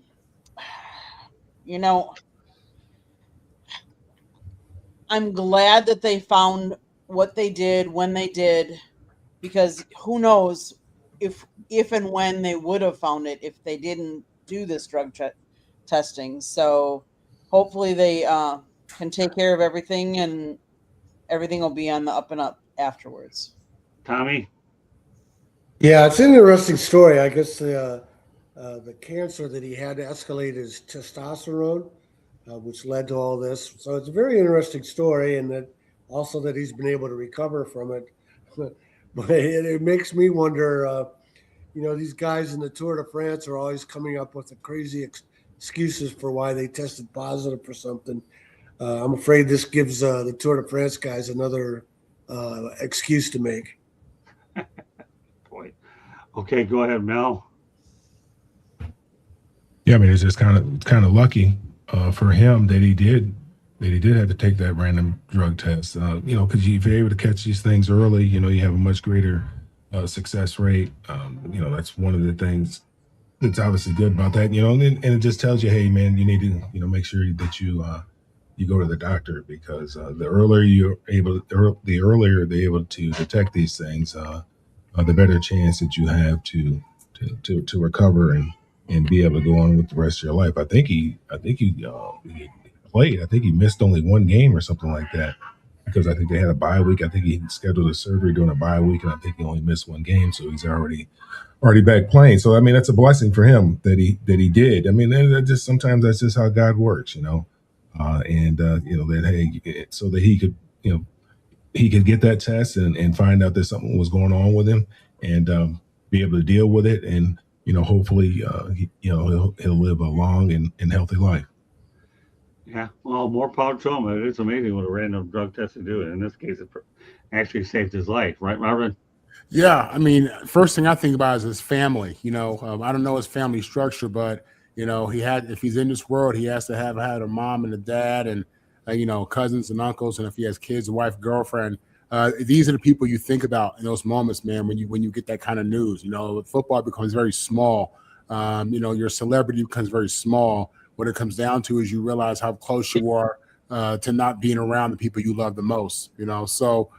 Great story. Anything that brings cancer awareness or testing awareness, even though this was an accident, I'm all for it. And, just happy for him and his family that things are going to work out. And then for all his fans, obviously, who admire him for what he does in the field, happy for them as well.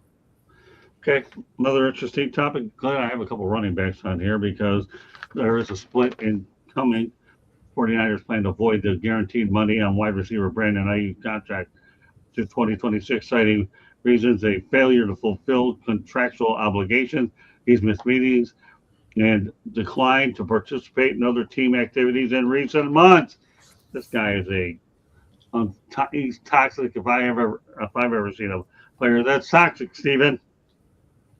Listen, I seen this coming a mile away. First off, he didn't want to. It's not he didn't want to do team activities. He was doing his rehab with his own people on his own time. He said he was ready weeks ago, and I think this is all about them trying to not eat that contract. They're trying to find a way to kind of avoid it and just kind of go another way. But I think it's funny. We look at this team. What we're less than 2 years removed from a Super Bowl trip. Now both Deebo Samuel and Brandon Ayuk is finding their way out of San Francisco. Right. Like, listen, I know Brock Purdy has got them 49ers back on track. He was a little banged up throughout the season. Found his way back in there, but they're a tough football team. They got 9 wins at this point in time. That they're looking like they're going to have to come to Philadelphia for the first round of the wild card. So, a lot of good things going on in San Francisco, but this one's got to really scratch your head. I wouldn't be surprised to see him, next season wind up on one of these teams hungry for an additional weapon. Maybe he finds his way to Dallas. They don't find a way to re-sign George Pickens. I can see him added another piece to the Texans. And we were just talking about the Tennessee Titans. If you get a coach and you get a new structure put in there, and you want to give Cam Ward a weapon, that'd be another optimal lining spot. But it really makes you wonder, how did you have the 2-star receivers basically run out of there in 2 consecutive years, and one via trade. This one looks like he's going to be cut and or released. But weird situation. Brandon Ayuk is at one point in time was one of the best route runners in the league. He gave my Eagles fits in that 2023 season that saw them win the NFC. So it's gonna be interesting to see not only what happens with it, but how do you replace that? Because if you look right now, that's probably one of the few weaknesses that the 49ers have is that wide receiver room is getting thinner and thinner by the day. So gonna be interesting to see how it plays out. Candy. Shanahan said, "We've been playing this receiving group all year. I really have been hoping he would come back all year, but not at one point was I really planning on it. It would have been a great bonus. That would have been awesome. We'd love to have BA out there. We'd love to have that type of player, but it's something I realized early on wasn't going to come for a while, and there was nothing that made me sit there and think it was going to happen soon. I think the rest of the team he thinks of the rest of the team also.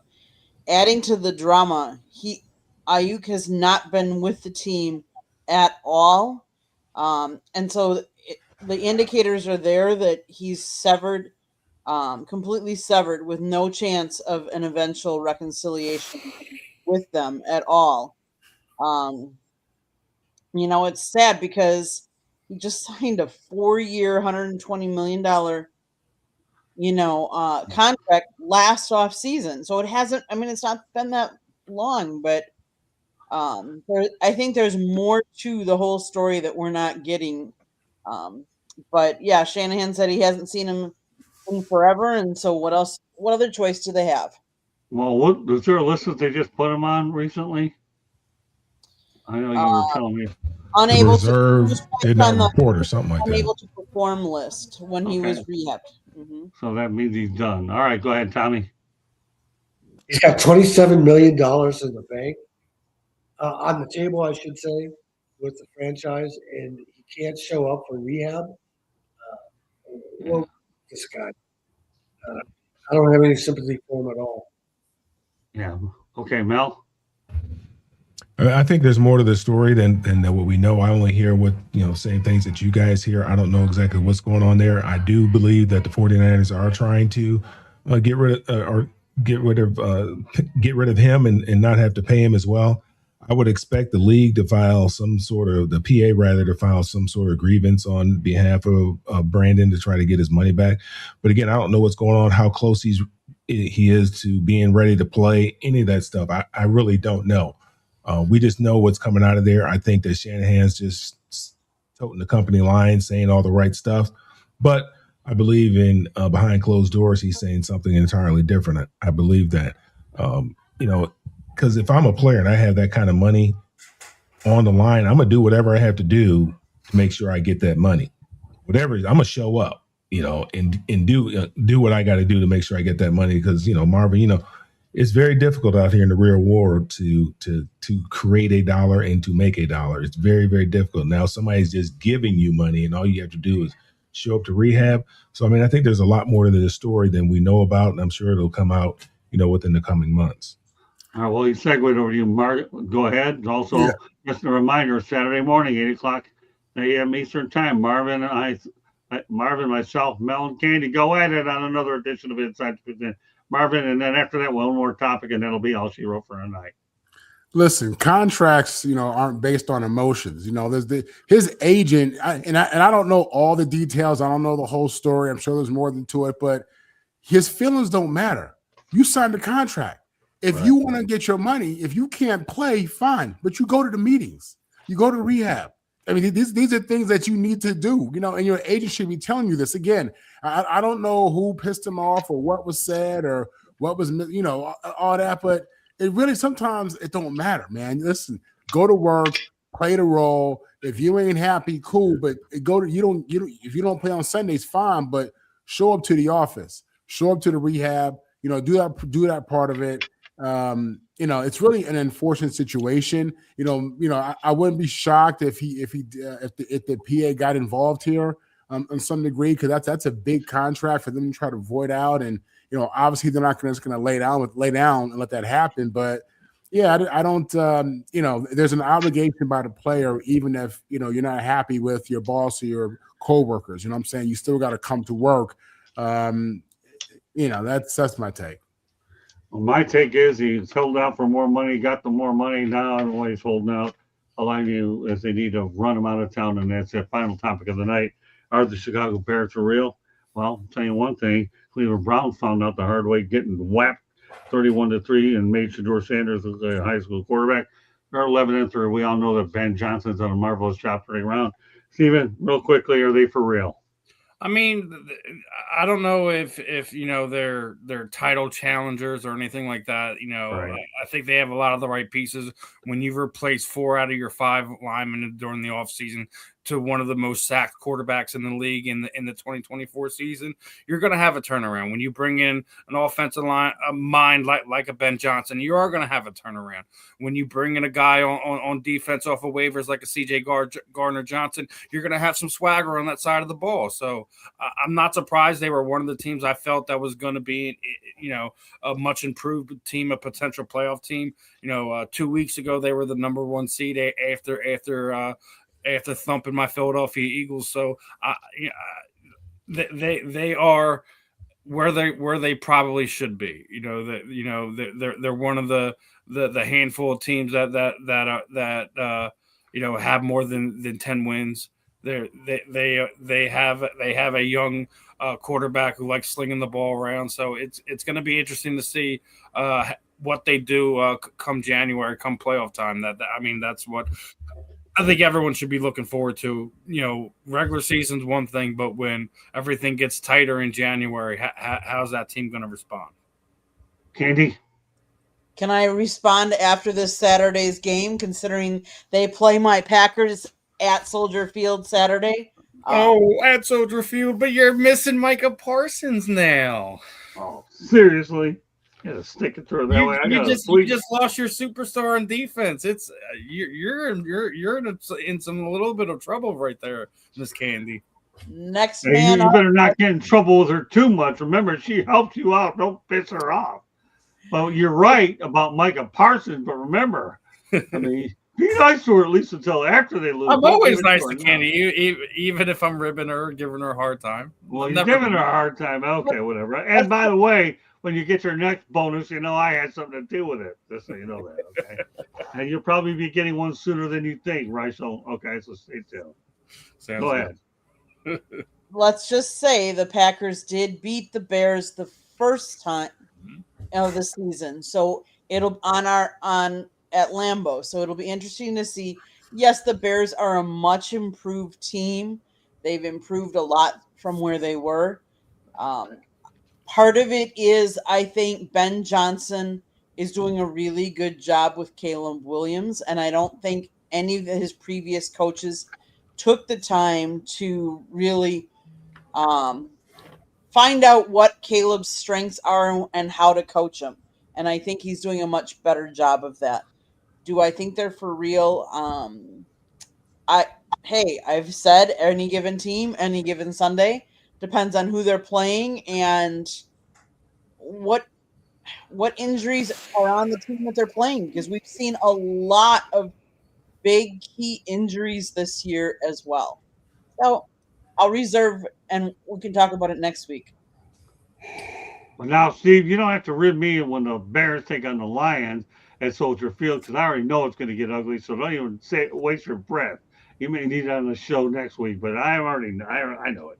I can handle what you get to her, because right now the Lions are in deep trouble. Okay, go ahead, Tommy.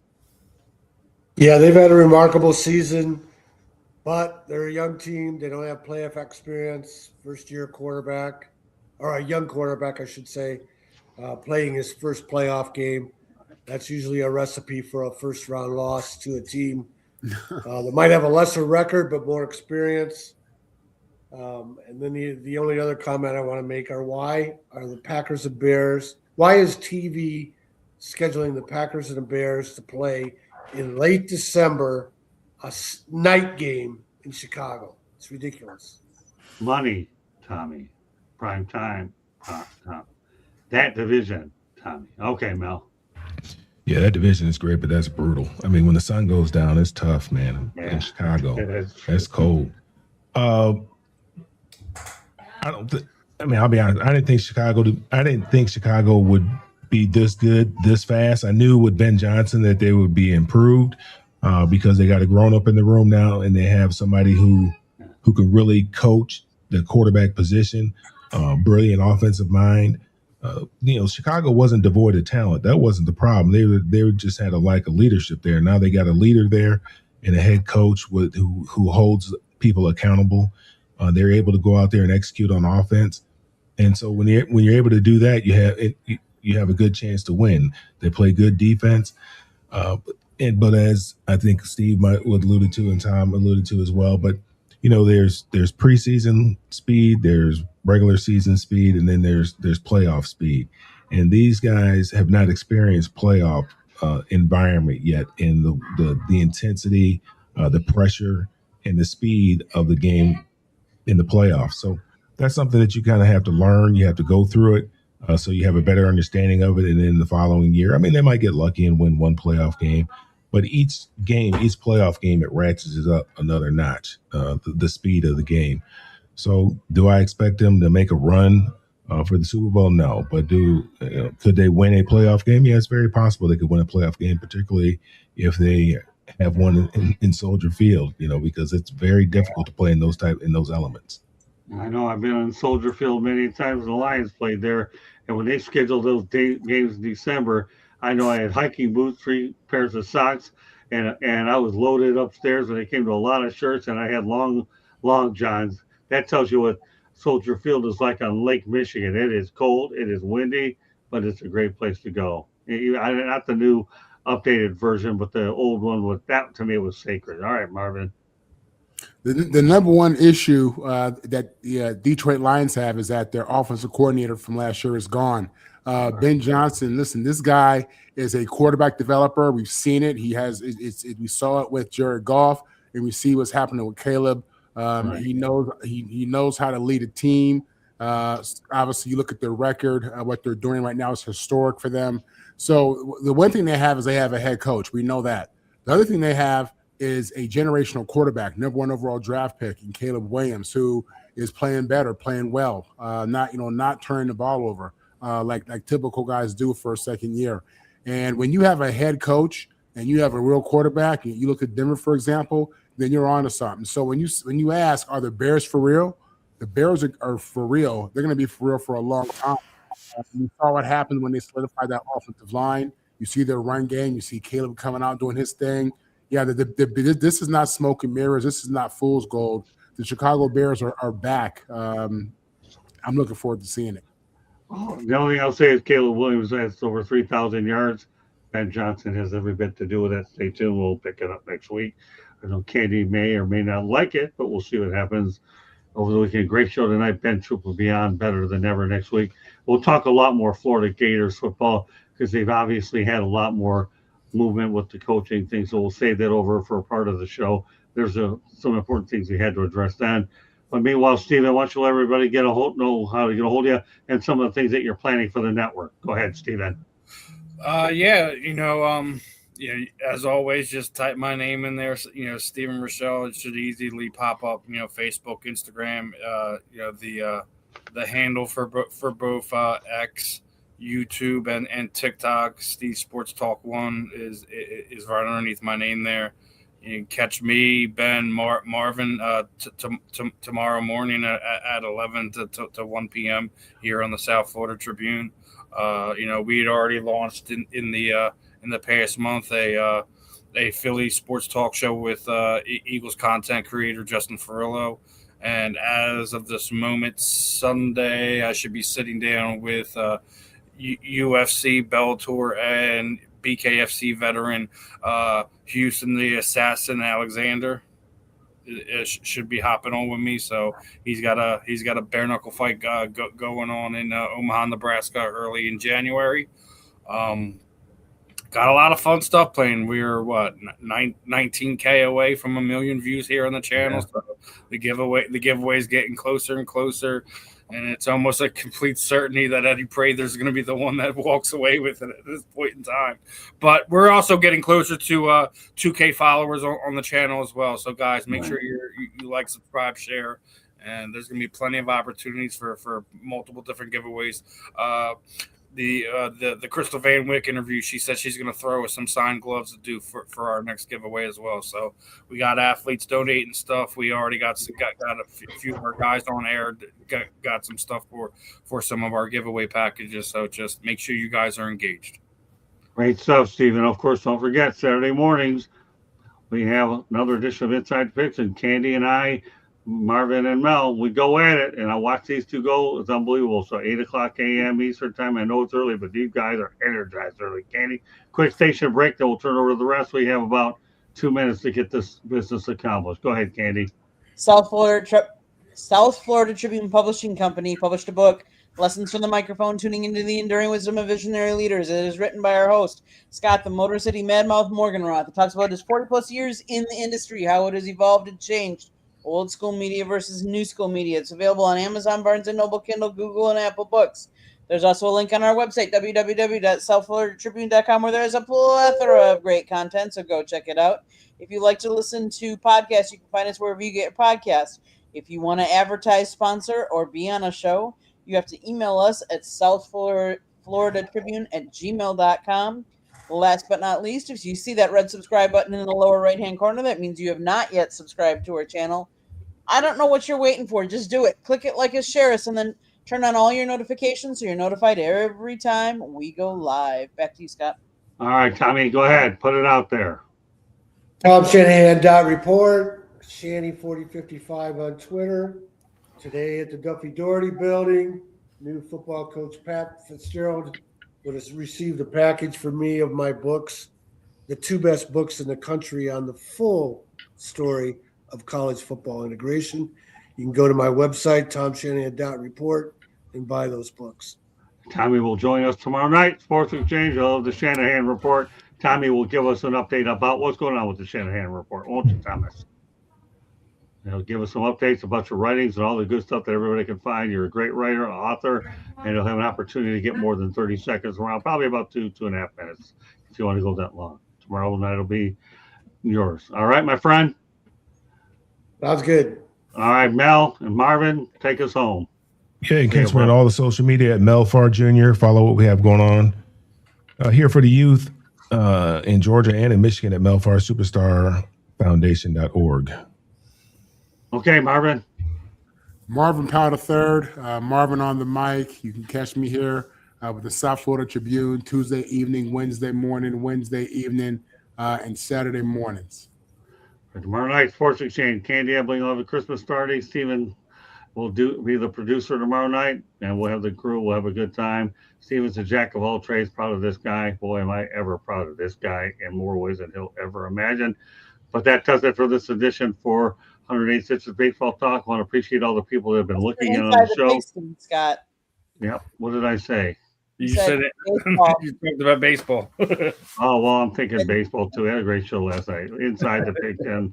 Baseball, I'll tell you one thing, though. We have 2 shows of baseball, too. We do a lot. But all right, just to show you when I talk fast, I don't talk fast accurately like Candy Ebling does. She's no better.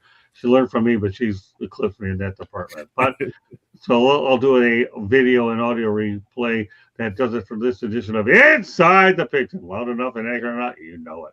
So on behalf of my great crew, Stephen Reichel, Ben Troop, Candy Ebling, Tom Shanahan, Mel Farr Jr., Marvin Paul III, Scott Morgan, Motor City Madmouth, thank you for joining us. Lots of great programming the rest of the week. God bless everybody, and we will see you tomorrow night at 9 o'clock Eastern Time on the Sports Exchange. And, of course, we have Saturday. We'll have some great shows then. God bless everybody. Enjoy the football. Bye now.